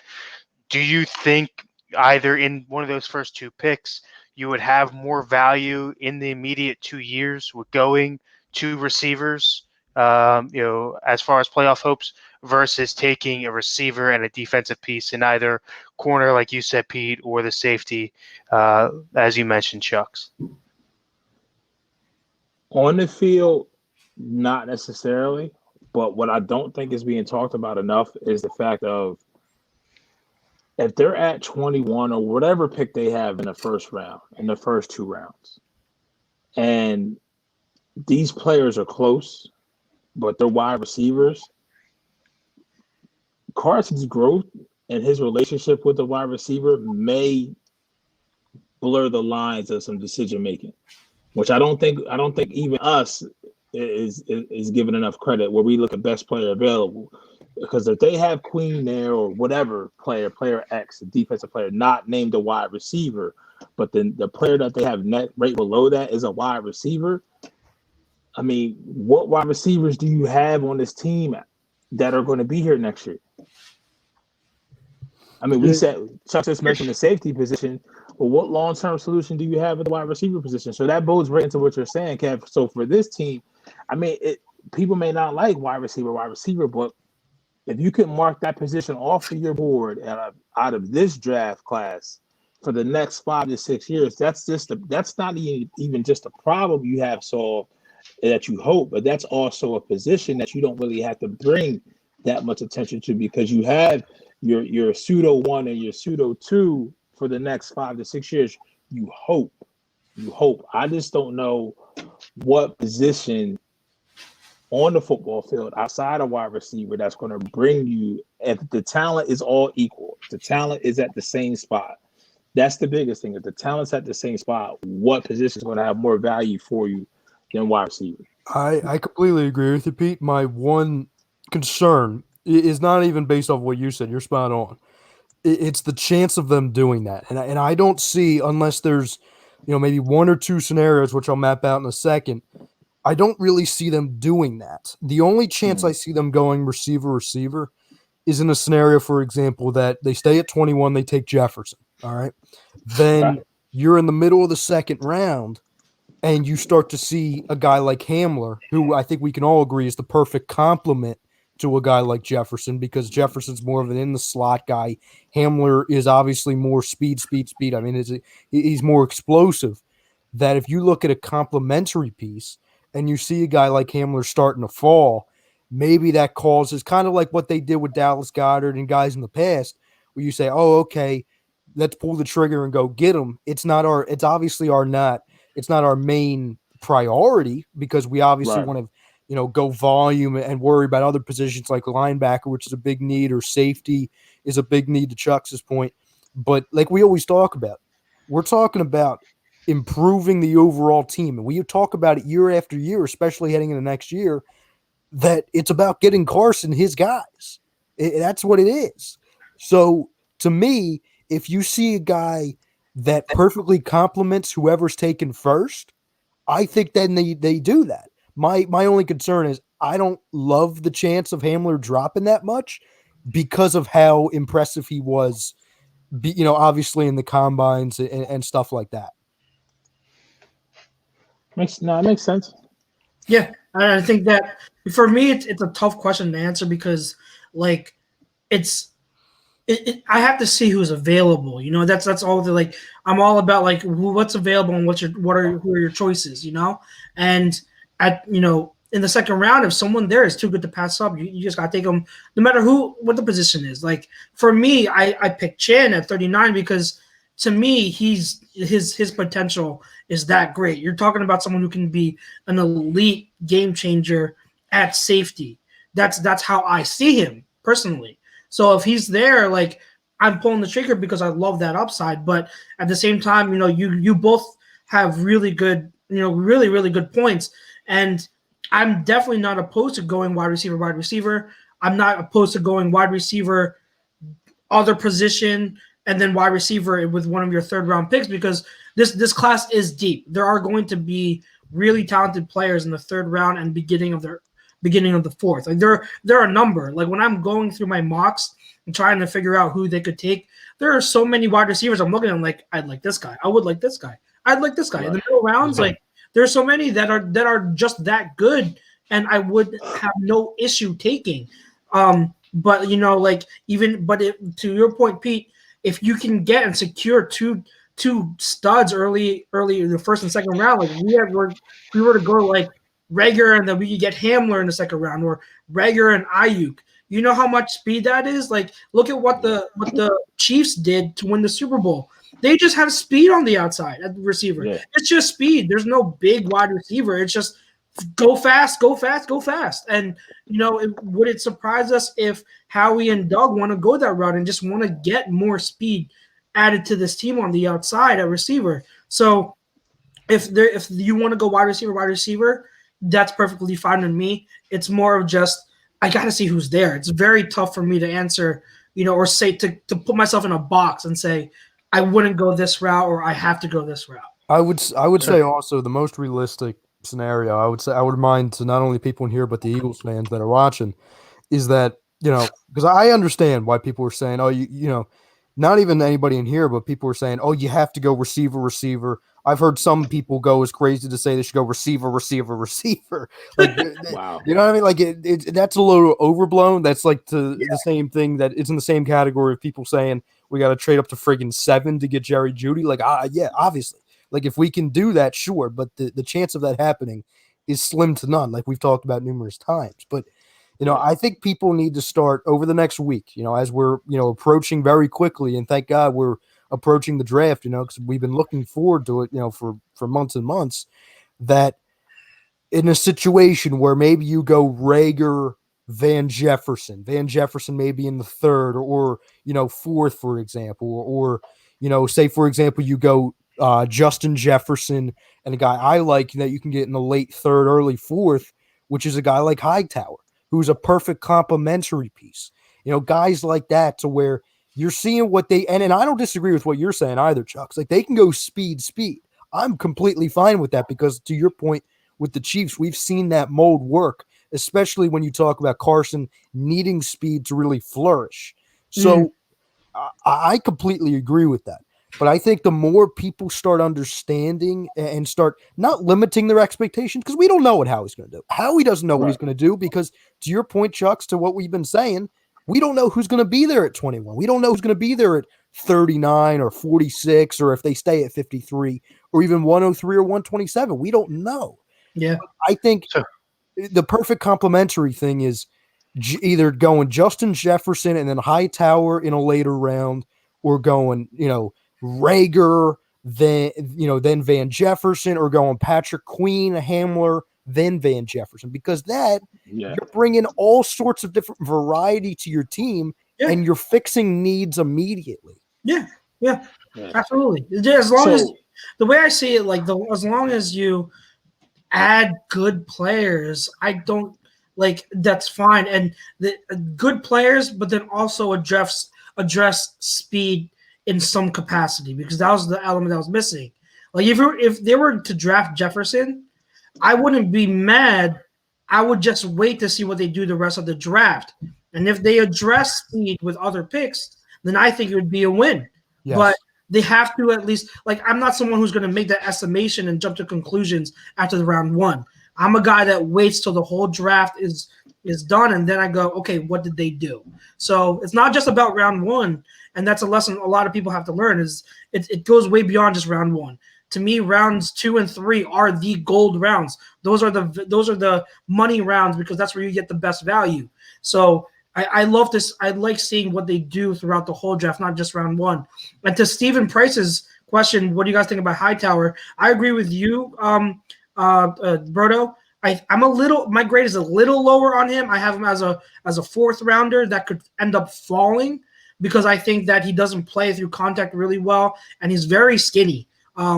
And he's had some issues with some drops, but I don't think it's a huge issue. It's just it's not like he's short-handed. But I have him as a fourth round grade who can drop to the fifth round probably because the class is so deep. Yep. So that's where I have him at. But if you're talking about you get your wide receiver early in round 1 or round 2, and then you wait for Hightower, that's a great haul at wide receiver. So I like Hightower as a day 3 guy, especially too. To your point too, kind of building on that. I'm under the impression that Hightower could also be an option, as a returner, because because again, I keep seeing people, maybe Deshaun could be the returner. Come on, guys. The guy got hurt being a friggin' receiver for one game. You think he's going to be durable enough to be a receiver and a returner? Like come on now. So I think for Hightower, if he drops, say, the fourth, for example, and you bring him in as, maybe your second or maybe even your third wide receiver taken off the board, I think that'd be really good because you're providing insurance for Deshaun this year. Then he can work with a guy like Deshaun who can obviously mold him. And then also he's going to still have a defined role in other facets of the game instead of just riding the bench. You know what I mean? Right. Yep. So go ahead. I like it all, but the scenario to agree without seeing any picks to give up 21 to 53 for 26 and 39, I like. But any other scenario that you may have, I would probably have to lean more to seeing how the board plays out, because this dude's little sneaky team over here to my right, left on the screen. Yes, this guy. His team is at 23, I believe, if I'm not mistaken. And hell, they need wide receivers. They need a lot.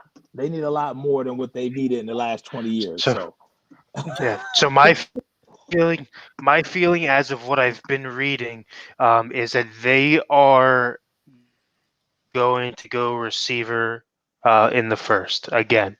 They did it last year taking Harry. I think they're going to do it again. They are, Stidham, however you want to say it, is their guy going forward this year. They brought in a veteran, who's familiar with the system to back him up to kind of coach him along, but they are definitely going to go the route of fix the weapons around the quarterback first and make do with your guru and Belichick, and then move on past him, because a lot of people forget that this is not the first season without Brady. This is going to be the now second. It will be the second. They did play all of 2009 season after the undefeated year with Matt Castle. So it's not like they haven't been in a situation where they've had subpar quarterback play and do well just because of the pieces and the scheme around it. So to me, I think that they are one of the teams you have to watch out for if you are moving back to take a receiver. That makes sense. And we know that they don't. They have the underneath already covered, so they already have an Edelman underneath. Sanu, who's not a big speed guy, he's underneath, and they have a committee of running backs that play underneath too. So they are going to be looking speed as well. Lev asked the question. He says, "What do you think about drafting Jefferson at 21 and then trading back into the late first and getting Reagor?" Lev, I don't know how realistic that is, but I'm telling you right now, if that happens, and I completely understand we're not allowed out of our houses right now, I'm running down the street. Yeah, me too. I'm running down the street in excitement. Me too. I can see that. But that's a scenario where we talked about those late picks, 31. I don't think you'll get Green Bay to do it. Hell, Green Bay might take Reagor. 49ers. He's still on the board. But you got 49ers, and then you also got the Chiefs, who don't have a lot of picks. I mean, the Niners don't have another pick. Yeah, they have 2 first. 4. So by the time they get to 30, so they have 13, they get to 31. They don't have another pick after that until the 5th round, if I'm not mistaken. It might be 5th round. If you shoot them 53 and 103, you can get back in that late end of the first to get 31 all day. I mean, you're talking about 2 wide receivers or whatever positions that potentially have first round grades at positions of need. So it'll suck that we won't pick again until 127. But at least you locked studs. Yeah, but at least you locked it up. Yeah, and it depends on price. Like it's you don't know. Like if they're asking for a buttload, then obviously like I'd be hesitant to do that because there are still a bunch of needs. But if they're willing to ask for a decent asking price, then I'm all for it, because those two are very, like you said, Pete, they're borderline first round talents. So I'd be all for it. And they're compliments of each other. That's the biggest thing. For me, I think it's just going to be too much of a risk. Like we've already said earlier, everybody after 21 is a potential landing spot for another receiver. So if you're trading back in, even if you're going to go to the 49ers or the Chiefs at 31, 32, you have to assume that if one of those guys are still there, they're probably going to be gone outside of that. So it's going to be tough to try to trade back in and give up, what would it be assumed to be a lot to hopefully have that guy there. So to me, it's too much of a risk. So I have one more trade back scenario. And again, this is going to be with the Dolphins. So fam who's listening, let us know if you would do this. So you're going back into business with the Dolphins, and I believe the Dolphins would be maybe more inclined to do this because they're kind of in the same boat, in my opinion, as the Jacksonville Jaguars, to where they're trying to acquire picks. They're about volumes of picks numbers. So in this trade, they would actually be receiving 3 of our picks in trade of just 2 of theirs.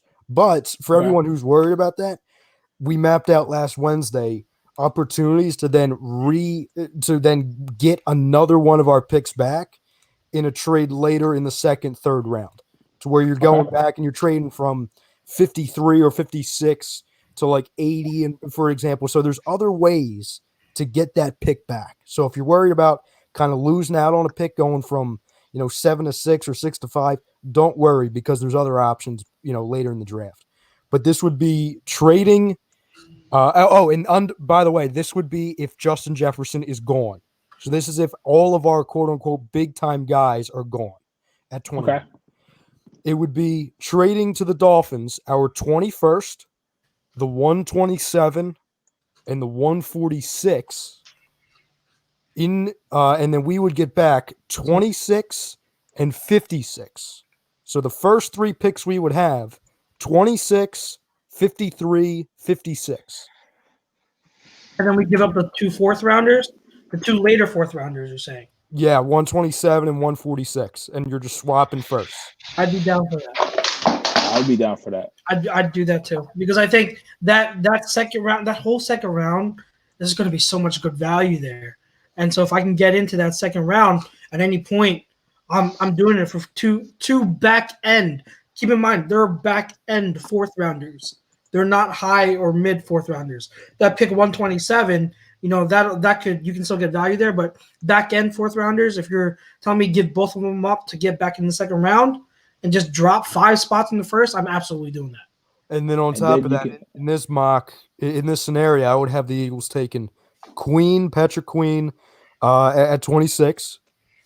They'd be taking Hamler at 53 and Grant Delpit, safety LSU, at 56. Wouldn't hate it. I'd love that. I would absolutely hate it. Wouldn't hate it. Yeah, I would still go Reagor 26, and then I'd probably go Hamler at 53. If he's still there, again, I think he could drop. I think there's more of a chance that Hamler drops than Chin. That's personally me. Yep. But I think Hamler could be there at 53, so I take him. And then at 56, I would probably, if I need a safety, I'd go Ashton Davis. Gotcha. Yeah. I mean, at 56 in that scenario, I may start looking at maybe like Jordan Brooks inside linebacker.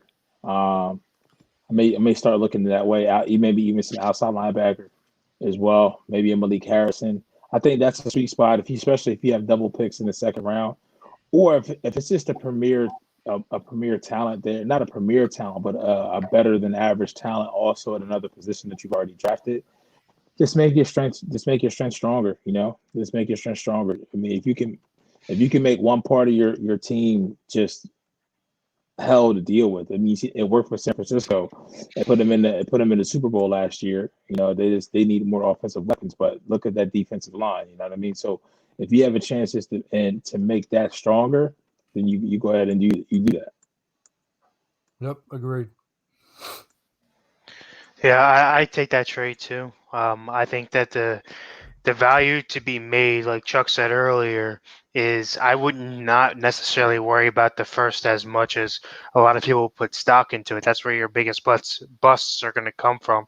If you can get back and have those 2 picks in the second, I'm all for it. You're going to have the more value there than any other spot within the draft. So if your guy's not there early on at 21, there's not going to be that much of a difference moving back only a couple of spots. So I would do that. Nice. I think I like that trade better than the 2-for-2 trade, to be honest. I personally think I do. Yeah, and I think it's more realistic. I think it's more realistic because, again, the argument is, okay, with the first one, when you're going 2-for-2 with the Dolphins, to Pete's point from earlier, talking about another team, what is in it for the Dolphins to do that? You know what I mean? Right. Yeah, Unless that there's a player that they really like at 21, where I don't even know if that's even – I don't really think there's a great chance of that happening, just because, again, they're not trying to win it this year. They're not. As much as Chrome thinks that they can win the friggin' division, they're not. You know what I'm saying? Like I think with the Dolphins, I would love those scenarios, and I'm not saying it's impossible, but where I get hesitant to label them as a likely trade back partner is I think they're going to make a move with one of their earlier first-round picks and trade up even higher. I think they're going to try to get one of those top-tier talents. So if they're going to make a move, I think that's where they make it, not necessarily for 21. But that's just gut feeling. I could be off. Just my gut feeling saying that if they make a trade up in the first, it's going to be early in the first round. So Steven says, do you think Hammer will last to 53? And if we don't get a wide receiver with our first round pick, do you think moving up in the second round is possible? Essentially, it's possible. That's where I think I'm more apt to say that they go wide receiver in the first, because for what they need and the talent that's going to be there and what's going to be available in the second after Hamler, that drop off to what from a Patrick Queen, Kenneth Murray to like a Jordan Brooks, or to like an Xavier McKinney to Jeremy Chin, or maybe to a Jalen, maybe from a CJ Henderson to a Jalen Johnson or a Jeff Gladney. That's not as drastic, and you'll still be able to kind of find more what you're looking for in the second with other positions than what you will have maybe in the first, unless one of the wide receivers falls. And that's it. And like you stated, Stephen, in your scenario, if Hamler does fall to 53, which I don't foresee it happening, even with all the drops. I know there's some concerns coming up with this frame and not be able to get off a press or be it an X. It's just it's hard to say. The draft can't get here fast enough, so we can put all these questions and we have some concrete information. I mean, on Saturday night, the 18th of April, so this Saturday, we have the A2D mock roundtable part. I don't know what you want to call it. It's we're going to be here at 8:00 on Saturday, the 18th, and it's going to be fun, man. It's going to be fun. People jumping in, jumping out, giving their opinions, and definitely so. It just can't come here fast enough because I'm really starting to get I'm running out of scenarios, and I can only watch so much game film, and starting to watch these guys that are 4th, 5th, 6th, 7th round players, and just trying to find value. You can talk yourself easily, even us, to loving a player and really splitting hairs, and you have to make a decision. And I will say this. I'm glad I'm not tasked with making a 21st pick in this draft. Because I don't know how it's a different type of stress, man. Oh no, I hear you. That's like a very tough spot to be in, because with the talent, there's all the top tier talent could be gone by then, and so that at the 21, your value kind of runs out. But at the same time, it's possible one or two of them fall. So right. It's a tough spot. It's one of those where Howie just really has to wait to see how the board falls before he makes a decision of what he's going to do. Yeah. Now, let me ask you guys this. If you had to go out and, obviously doing as much draft prep as, we've been doing here at A2D and all the different mock drafts that you've seen coming out, if you had to go out and, put money on the line with your gut, who would you say is a lock to be on this team after the draft for the Eagles? Who is your lock? Jesus. Gosh. Good question. I'm not answering first. Noses. I'm not answering. So I'll let you guys sit on that, and I'll answer for my Patriots. Yeah, go answer for your Patriots. Both of mine in the later rounds, and both not as severe as in a situation pick wise as you guys. Mine is twofold: Thaddeus Moss and Vinatieri's nephew at kicker late round, bringing back familiar names. No wonder why you asked this question. You had easy answers. That's right. My life's nice and easy over here in Foxborough. We just bring in the same name, different face, same name. Oh my gosh! Those are good picks, though. Those are good picks. Oh, those are really Go ahead, Chucks. If you look at it scenario-wise, we don't have a kicker right now. So to bring in Vinatieri, you already know who his predecessor, who he learned from, is. More likely than not. So having him come in, the Patriots have gone up to take kickers in the past. In the third, they've got I believe it's 12 picks now. So to go up and take a kicker with a higher round, 4th, 5th round, whatever it might be, isn't crazy versus waiting. And as far as Moss goes, it fits him so well because they usually run 2 tight ends, and Moss loves to hit. He's a blocker. And when you have a younger quarterback, whoever you end up bringing in, if it's either Stidham, if you start him, or if you draft somebody, you're going to want an extra guy up on the line, and that's right there in Moss. That way you don't have to. There's not many Gronkowskis out there. Let's face it. There's not going to be a guy that's like an Ertz or like a Kittle that you can go out and draft that can catch and run passes and block as well. Those guys are more so molded anymore. So, Moss just makes too much sense to fill an immediate need as a extra guy up on the line. Good points. I don't disagree. We had the one question by Lev asking, is there any player that you would trade up for if they slide that doesn't play wide receiver? Personally, for me, it's probably only one guy, and that's CJ Henderson, because position of need and a top 10 arguable talent. If he falls to like past 15, I'm looking for it. I don't know if I would draft if you're talking about trading up to like close to 10 or 11 and 12, no, that's too far. But if he's past 15, then I'd probably look into trading up for Henderson because he's that good and corner is absolutely in need. To go back to Kev's question now, I have two, but I mentioned two because the one is kind of like a cop out, and it's with the last pick, their very last pick. I think they're just going to take a flyer on John Runyon, the son of John Runyon, because he feels the need of a backup swing tackle that was vacated by Big V leaving, and his familiarity with the city and him having the heritage of John Runyon. I think it just, I don't know, kind of one of those like it feel good late round pick stories that just it makes sense. So I think I'd put money in that. And when it comes down to it, I think if there's one player that I would put money on as having the greatest shot of being an Eagle at the end of the day, I think it is Jalen Reagor. I think, again, how he talks about speed, and if you talk about wide receivers that are just pure speed guys, it's Reagor, it's Hamler, it's Ayuk, and then that's about it in terms of like your early round wide receivers that are pure speed guys. So to me, it's one of those three, and I think Reagor's the guy because he can play outside. I'll give you this, Kev. All right. I'll give you the player that I have on every one of my mock drafts except for one. All right. So I'm going to give you the most consistent guy. So by no means am I saying he's a lock because it's near impossible to predict, but I'm just saying this is the guy, this is the name that continuously pops up on all scenarios I have. It's taking him either in the third or fourth round, and it's Devin Duvernay, wide receiver, Texas. Like him.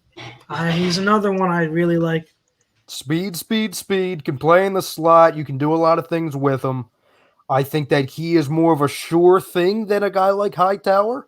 The reason why I brought up Hightower, instead of Duvernay, it's because I'm more confident that Hightower would be available later. Yes. And that he'd be more of a quote-unquote steal. I think Duvernay's a guy that you're probably going to have to use either the 103 or 127 picks. Yes. So, and I would say more confidently the 103 pick. I'd be fine with that, but it's all based off of what they do at 21 and 53. But if you're asking who the most consistent guy is on my board, it's Devin Duvernay, wide receiver, Texas. Like it. Good pick, bro. Thank you. So to answer Lev's question, if I'm trading up for a player that's not a wide receiver, who would I be trading up for? It probably had to be Isaiah Simmons, CJ Henderson, or Chase Young. I mean, either one of those three. Realistically, Henderson would probably be the person that would be the closest to move up for.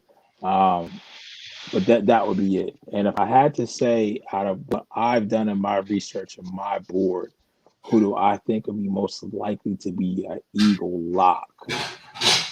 It's a wide receiver, and it's also out of all the simulations I've done, out of all the mocks that I've seen, at pick 103, there's just so much value there, and that's Van Jefferson. Like I've done countless, and over 60% of my mocks, he's there at 103 at that same exact pick. Whether I pick it, whether it's simulated, whether I accomplish trades, don't accomplish trades, he's there at 103. I like Devin Duvernay as well. Obviously, I like Reagor. But I really think there's some value there because he is a kind of a wide receiver that can do it kind of all. Not the fastest, but definitely with the feet and the route running. And that's what we talked about this before. When was the last time we had a wide receiver whose their main strength was just breaking in and out of routes with technique, and that was able to catch with his hands and be a tough catcher, to be able to catch contested balls, and he has catch radius as well.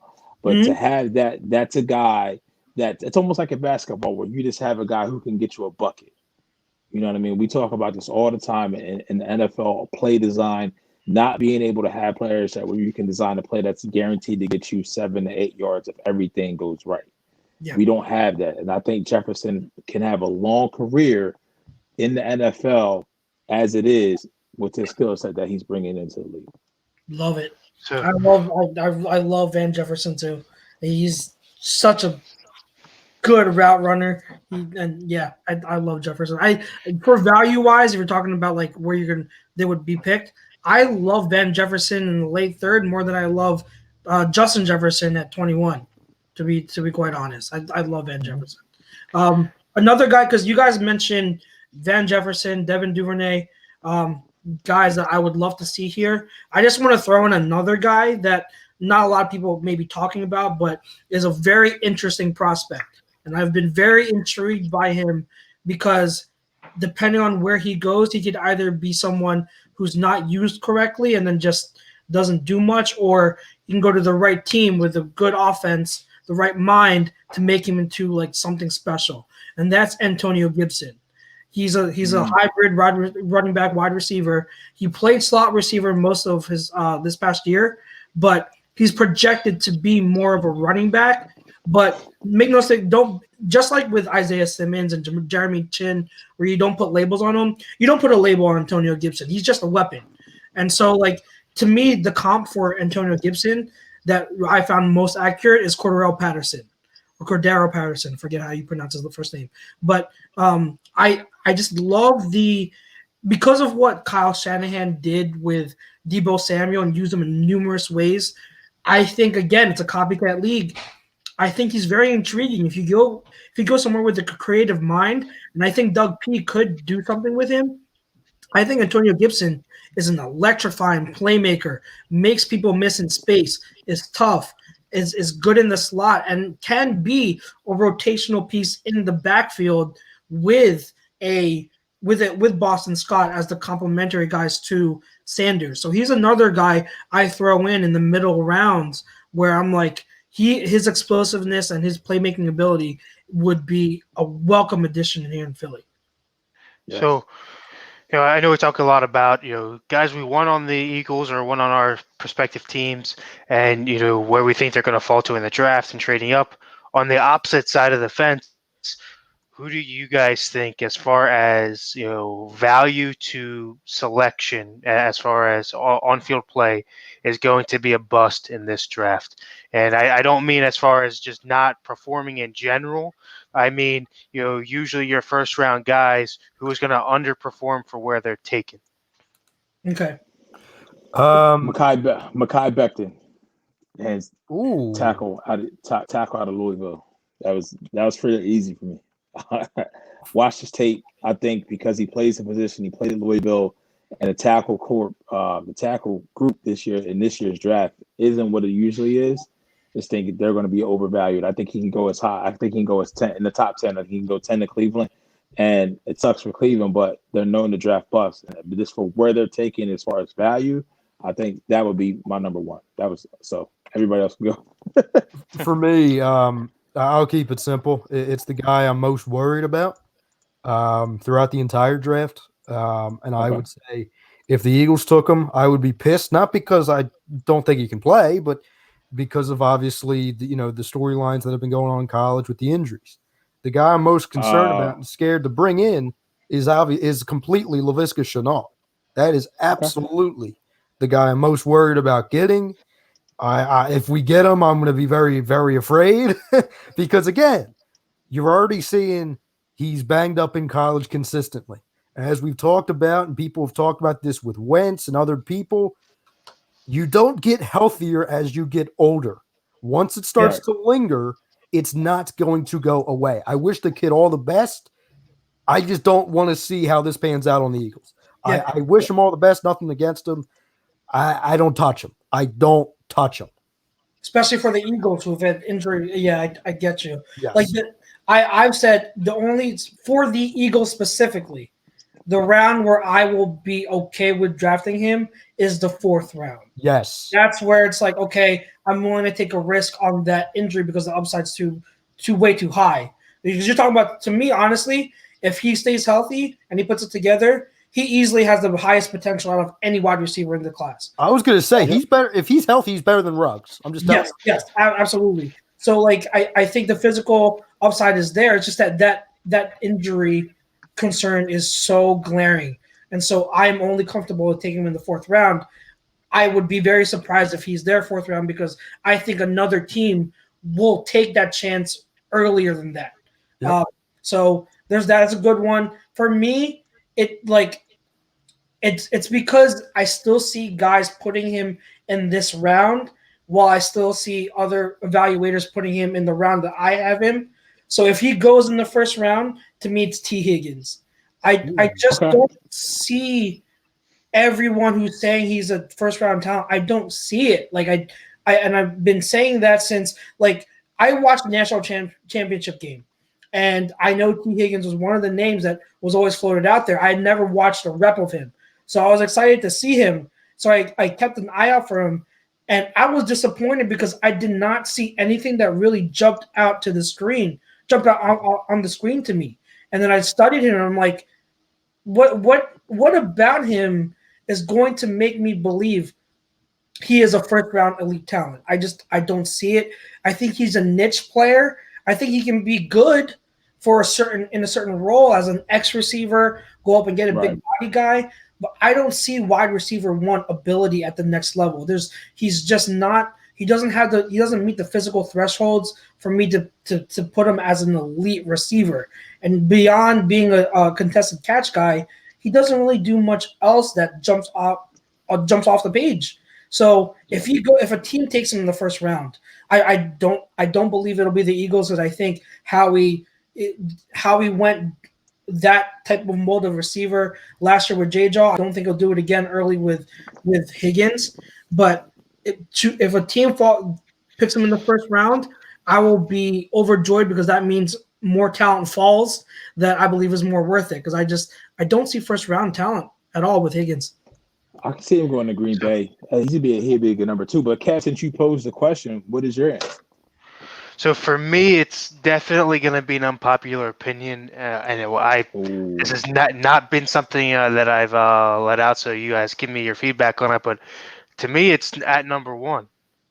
To me, I think if Tua is healthy, I think Tua, and I mean healthy, not just the obvious. I think he has a lot of smaller bumps and bruises that has been taking him a little bit more time to get ready for, but to overcome, that is.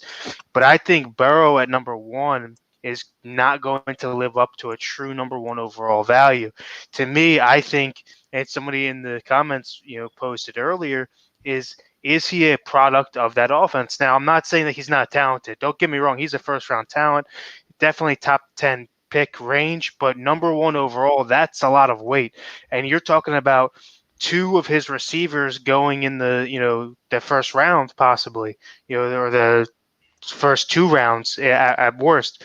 Then you give him a guy like we've mentioned in Moss, who's a pseudo extra lineman to help keep him upright and to block on the side that he runs away from. Does that inflate his value and put him at that 1 versus drop him back any? And I think it's because of the nature of the league that we're in. It's a quarterback's league. That's how it's been the past few years, as to where you assume that the leader of the offense and a quarterback is going to go number 1, and especially having the team that was built around him. I don't think he'll live up to that. Not saying he won't do well, most likely in Cincy, with the pieces that are there. But I don't think you'll see within 5 years he'll be in a playoff contention or or any type of run like you would expect a true number 1 to be. Well, I mean, you tell me, do you think he's going to have a better career or be better overall than Baker or Kyler? Is he a better QB prospect than Baker or Kyler? Then Baker, yes. I definitely so then Baker, yes, definitely. But to me, they're very similar, except Baker had a mouth. Burrow doesn't have it as much. I think he does have some cockiness. He came out and said he hasn't had a losing season since he was 5. To me, but there's a line there, right? Baker was always over the line and obviously hasn't lived up to it. I think in Kyler, he kind of flew under the radar a little bit as people had him as a question mark there, and the team went out to go get him. And I think that he's going to do really well there, especially now that Kenyon Drake is there and he's not going to have to be leaned on as hey, you have to be the end all be all. We didn't really they let's face it, they didn't really lean anymore on DJ there anymore. So to have that a compliment and a running piece is going to help him out so much, and I think that he will do well there. To say that he's going to do better than Burrow, I don't really know, because Burrow's got the arm and they do have the structure in Cincy with the receiving pieces. So time will tell, but I just don't see him as the number one value. Okay. For me, I think that he is a better prospect than Baker Mayfield coming out. And I'm sorry, Tom. Because I did like Baker too. Not saying I hate Baker. I'm just saying, like, overall, I think he was a better prospect coming out. Better than Kyler. Right now, he's more polished, but I always thought Kyler's upside was higher. Like, I always believe Kyler was. I think it was very fortunate for Kyler to go to a team that was doing air raid, and it fits him. I think that helped his transition. But if he had gone to another team, which I was questioning, I think the learning curve would take him more time. But I always thought his upside was very, very, very, very high. I said that last year. It might have been low because I thought he needed time, but I thought his upside was sky high. So I think he's a better prospect than Burrow. I can understand the belief that Burrow is going to be a bust. I can get it mainly for the reason that where he's going, because I don't think Cincinnati is a great organization to develop a talent like Burrow and to give him with the pieces that he needs. That being said, I think that when a lot of the talk when this national championship game that passed was like Burrow versus Trevor Lawrence. And I said this months ago, like, Trevor Lawrence to me is the better physical talent. It's a better quarterback talent than Burrow. But what I really love about Burrow is his mental processing and intangibles and things up here. That's what makes him special as a quarterback prospect. It's not the physical tools, because he doesn't have the strongest arm. He doesn't have the most accurate arm, even though he has plenty of accuracy. He's not the fastest runner. So overall, physically, he's not the best QB prospect physically that you'll come across, but it's what's between the ears and his confidence and what he processes as a quarterback that makes him very, very intriguing, very, very good. I wouldn't bank on him being a bust, but I can understand it because of the team. And so that's where I'm at. But I don't think Burrow in a vacuum has bust label written on him. I think a lot of it is attributed to where he's going. Cool. Yeah. So any more questions, Kev, that you brought up before we go into our last two topics real quick? That's it for me. Cool. So, I mean, a lot of good draft talk. I don't know if you guys came up with one of each for this next topic, but real quick, ideal landing spots for certain prospects that you think, we talked about. I just talked about Burrow. Well, what are some ideal landing spots for certain prospects that you like, and where do you think would be the perfect team for them to go to? Perfect team for them to go to. Oh, I could think of a couple offhand. CD Lamb in San Francisco. That's one that comes to mind. Really? Ideal landing spots.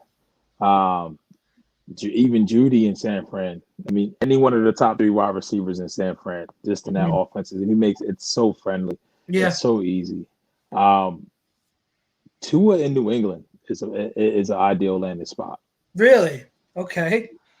Because there's no pressure yet. Doesn't have to play. and it gives Tua the time to really just sit back and learn Josh McDaniels' system as well.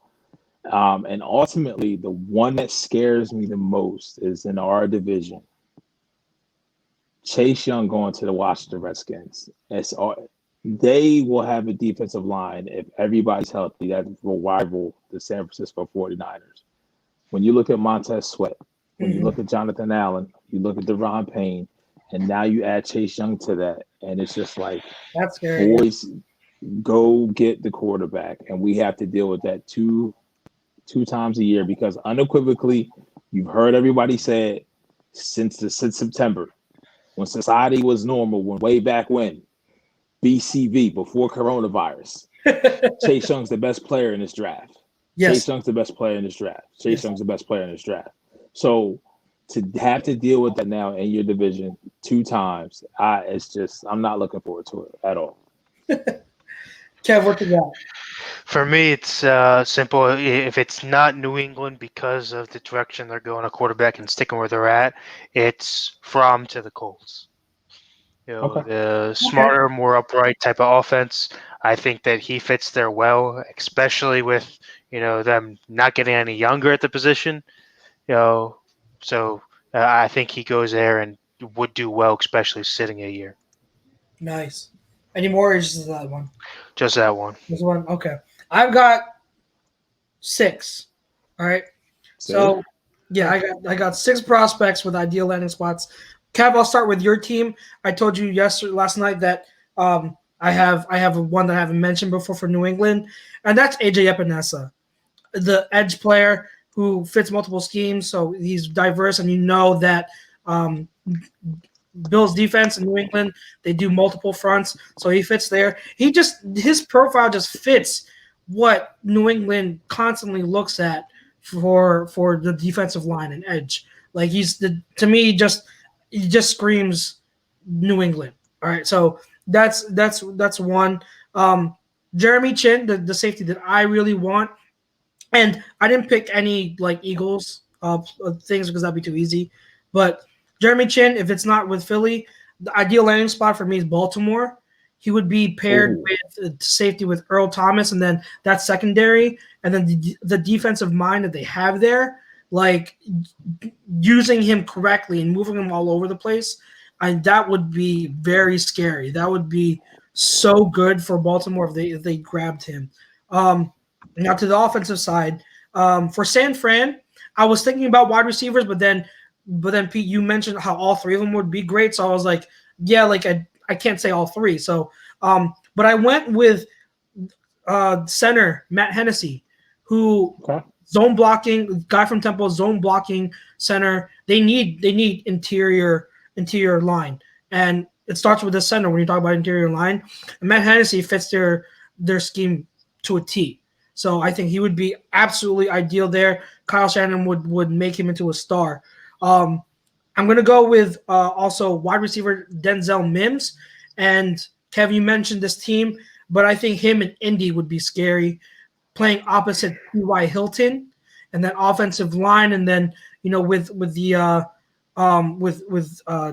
Coach Reich there, he would really, really know how to use them and use them the right way, especially early on. And then if you remember, Pete, Mims talked about what his favorite route is, and that's a slant, and how he's very comfortable running RPOs.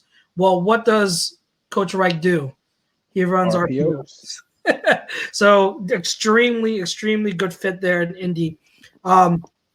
For quarterback Jordan Love, who a lot of people aren't talking about as as a mid to late round QB, I want to see him in Green Bay, because you're talking about a guy who has the physical ability but not the decision making where he needs polish.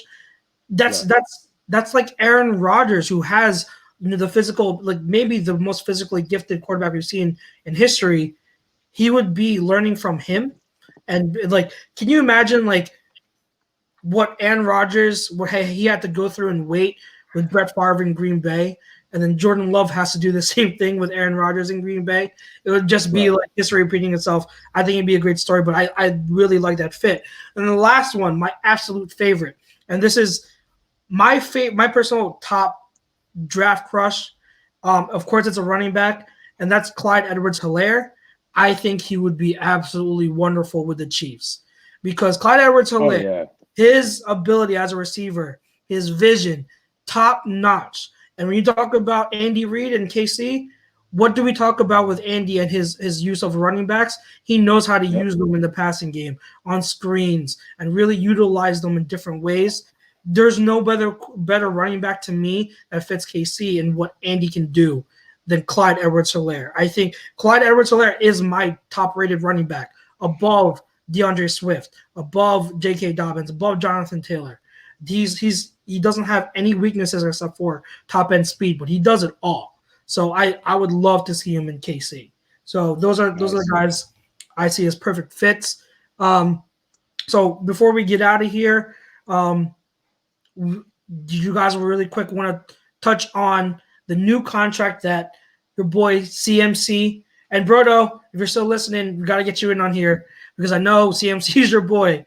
But just real quick reaction from McCaffrey's contract that he signed. I think it was 4 years, $64 million extension, right? If I have the numbers correct. If I don't, please correct me.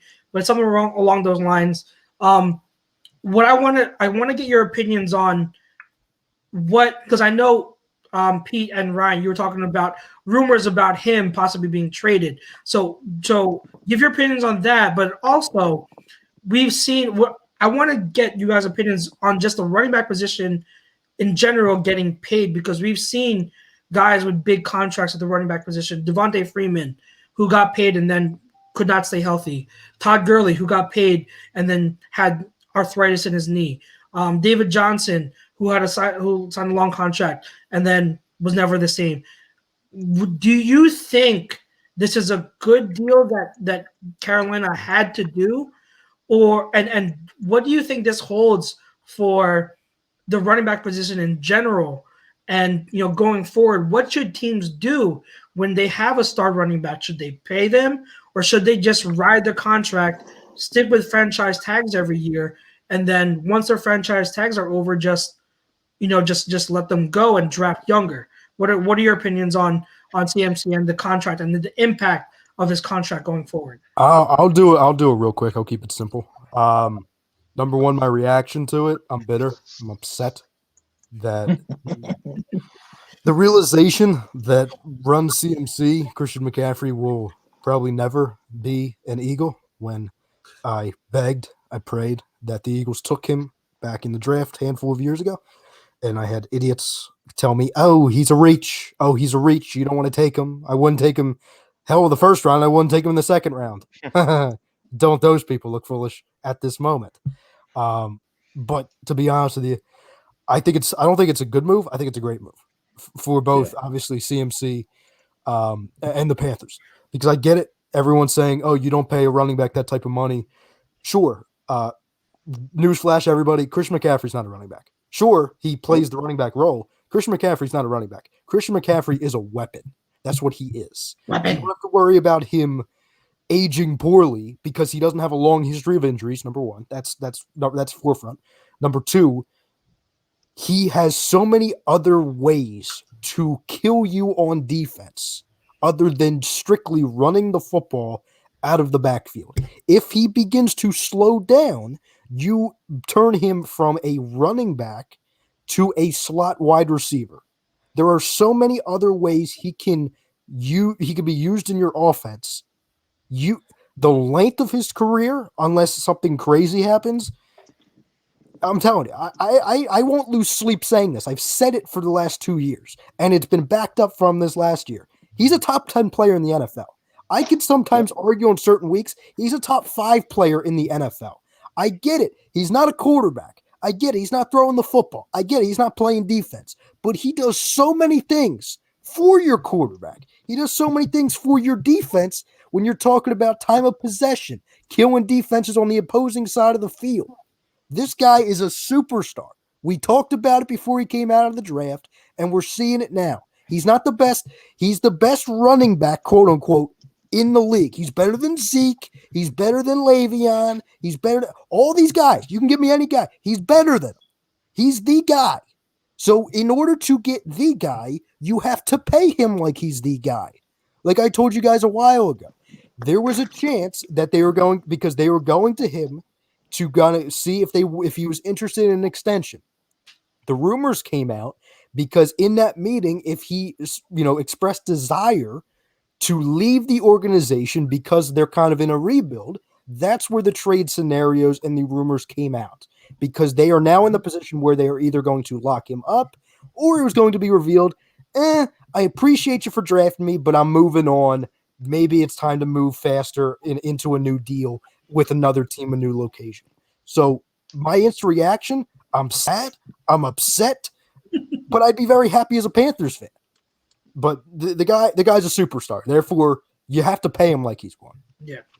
Real quick, for me, hold on. I just want to say I want everyone to remember that little rant that Ryan went on about McCaffrey being a weapon and how he's a superstar because of his versatility as a receiver. I want you all to remember that and carry that conversation over when we talk Westbrook versus McCoy. Okay? You remember that, and I will continue and bounce off of that philosophy when we talk Westbrook versus McCoy. But go ahead. And goodbye. So for me, I'm right on there with Brodo. Short and sweet. I love the deal for him. I love the deal for the Panthers, because if I'm looking at it from the team's perspective, right now he's their number one tight end. He's their number one receiver. He's their number one running back. I mean, so he's does lineman? Yeah. So a guy like that deserves to get paid. And if I'm looking at it as far as a running back perspective, I don't foresee that being the norm, right? I don't think that running backs are going to start to get that money just because CMC set the bar there. I think that he's in the class of his own. I think that, outside of what the guy does on the field, if you look back a couple of years, he was never that big. As far as size goes, he put in the work to get to where he's at, to be in that type of position. To me, I pay you just for that. I look at granted, we all know the Tom Brady story. 199th overall, but look at Brady. He was not that guy that he is now. He was not TB12 when he came out. He grew into that because he knew that, okay, I am low man on a totem pole. I am not going to be in this league a success story. I have to change to grow into that. And CMC did that. So now you're seeing, the fruit of that labor, putting in the work. I don't know any other running back within the league that has that in them to go out and do it as well as a top 5 talent like CMC did. To me, I put him at number 2 running back in the whole league, and the only one I put above him in the running back position is Lamar Jackson. So no, come on. Yeah, that's what I say. I'm leaving. Just stop with that. Stop with that. Stop with that nonsense. Stop with that. You deserve to get booed. Yes. That is no, Kevin, no. Yes. Kevin. All the good you did tonight, you just undid it. I had to.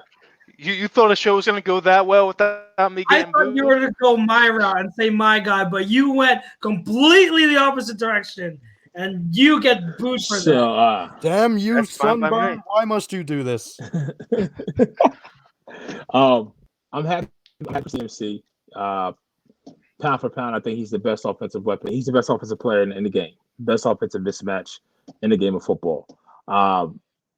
He's not the best running back in the game. I think that still belongs to I still think that belongs to Saquon, which then leads me into his contract when we talk about what is this going to look like. So just imagine what McCaffrey's contract is. Wait till Saquon. I mean, his contract, his rookie deal was pretty big, but he's still going, and he's proven everything that he could do coming out of Penn State. He's still doing it and then some. And I would love to see Saquon get more involved in the passing game, and you may see that. But I also think Christian McCaffrey's his deal is a reflection of where the Carolina Panthers are at as an organization, because they really don't have anything else. I mean, what else were they going to do? What else are they going to do besides pay CMC? And like you said, he is a weapon, and I get it. You're going to use this for the Westbrook and McCoy argument, but Westbrook never at any point of his career was in the top 5 talent in the league as a weapon. Denying it. Save it. But that's all I got, sir. Lamar Jackson, I'm running back. Get out of here. Lamar Jackson BS. Come on, stop with that. That's just so disrespectful. I'm glad you said it with Saquon, not to disrespect McCaffrey, because I think the world of McCaffrey, and I am not afraid to admit again that I was wrong about him coming out of the draft, because he did put on the pounds, like Kevin said, he put on the muscle and then improved as an interior runner. And the moment he did that, he became worth the pick that he was selected at. And I thought that helped take his game to the next level. I have no problem putting McCaffrey. To me, it's McCaffrey and Saquon in one tier, the top tier in terms of running backs. And then after them, you get into the next tier. Like, if people want to bring up Zeke in the rushing, but Zeke also runs behind the most elite, like one of the elite lines in the league has been, and he's not the type of receiver that Saquon and McCaffrey are. He's not the weapon that they are. So to me, it's them as 1A, 1B. And I people always talk about the contracts to running backs. It's a tough subject because I love the position. I get what the argument is, but when you have exceptions like CMC, and then you will have with Saquon, you have to pay them. Outside of them and the running back position, I think the best route to go, and keep this in mind because we might, depending on how Miles does, the next few years, that's a problem we might have to face, maybe. But with the running back position, the most ideal route that I think you need to see teams go is giving them a large, fully guaranteed contract only for 1 or 2 years, because it's that tying them up for that long when the wall could hit them at any point. That's the issue. So to me, if I'm a team, I'm exercising, if they're a first round pick, exercising that option and then doing franchise tag. And if the running back wants to hold out, then do like a 1 or 2 year contract with a lot of money, but you don't extend them for a long time, because I think it's just too risky, that length. And it pains me to say it.